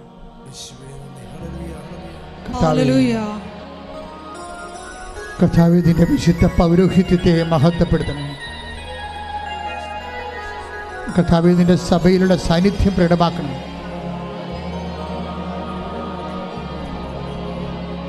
കർത്താവേ, 36 വർഷം ഞാൻ അർപ്പിച്ച കൃപാനയുടെ യോഗ്യത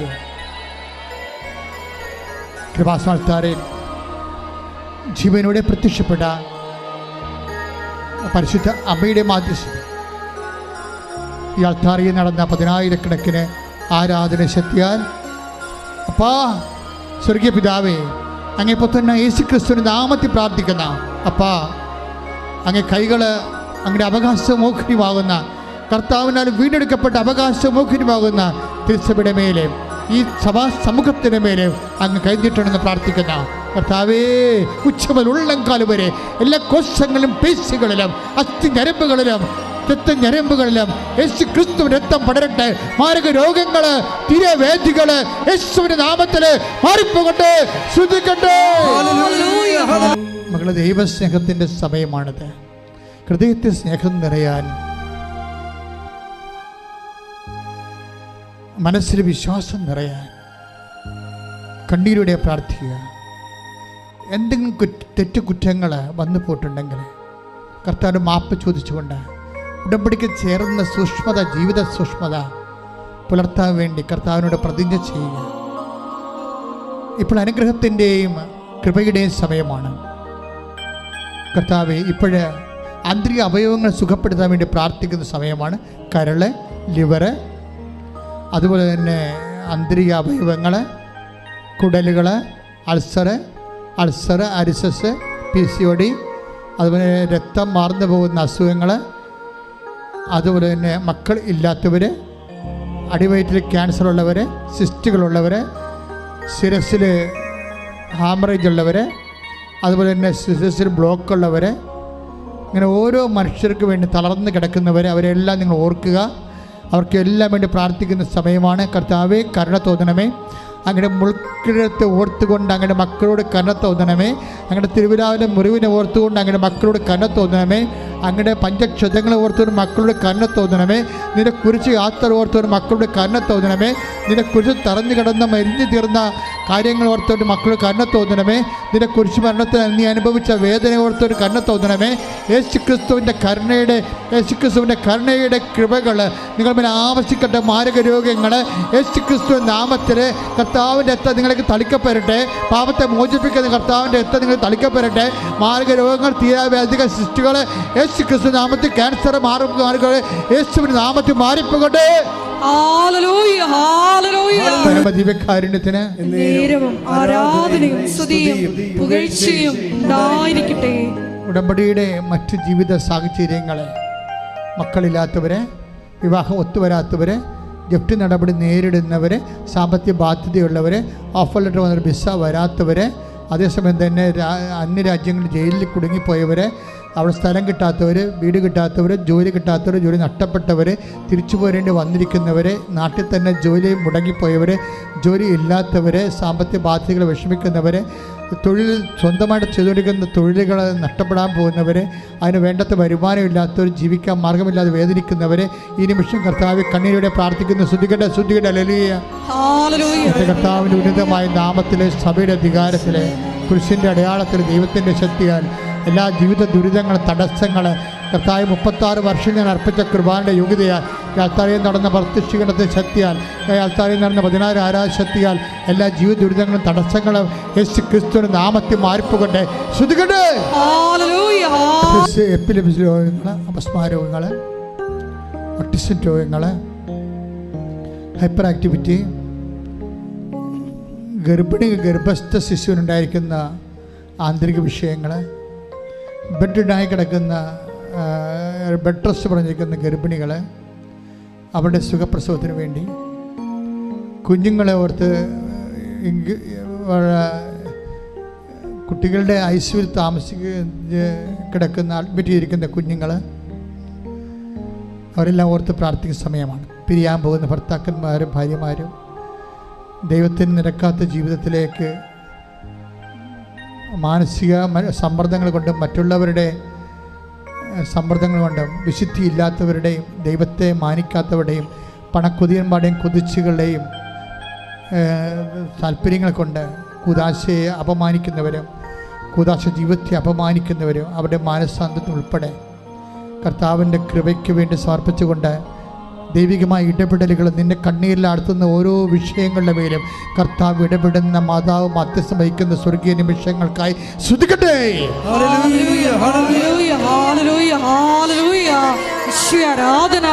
ഈ ആരാധനയുടെ യോഗ്യതയാൽ ഞങ്ങളുടെ എല്ലാ ജീവിത തടസ്സങ്ങളും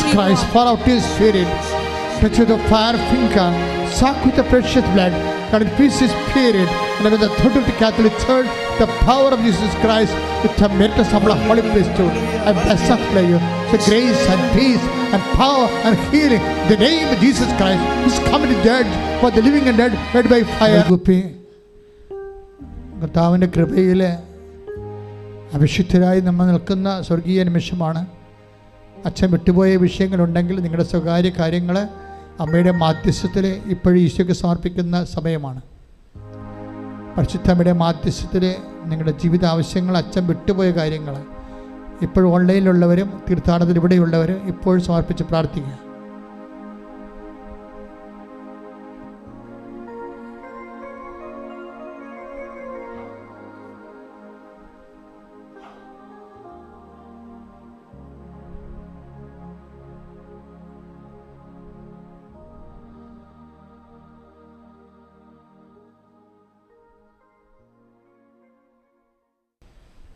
ഇപ്പോൾ സമാപന ആശീർവാദത്തിൻ്റെ സമയമാണ്. മുട്ടെന്നിക്കുക.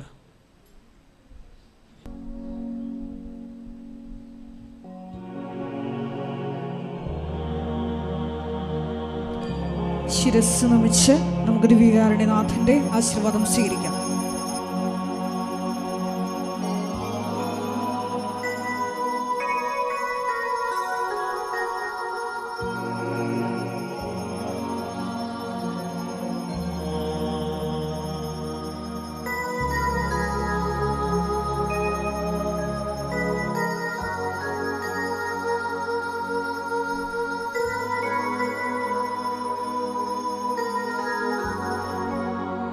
പരിശുദ്ധ പരമമാ ദിവ്യകാരുണ്യമേ, എന്നും എന്നും അങ്ങേയ്ക്ക് ആരാധന. പരിശുദ്ധ പരമമാ ദിവ്യകാരുണ്യമേ, എന്നും എന്നും അങ്ങേയ്ക്ക് ആരാധന. പരിശുദ്ധ പരമമാ ദിവ്യകാരുണ്യമേ, എന്നും എന്നും അങ്ങേയ്ക്ക് ആരാധന. ആവേ ആവേ ആവേ മരിയ.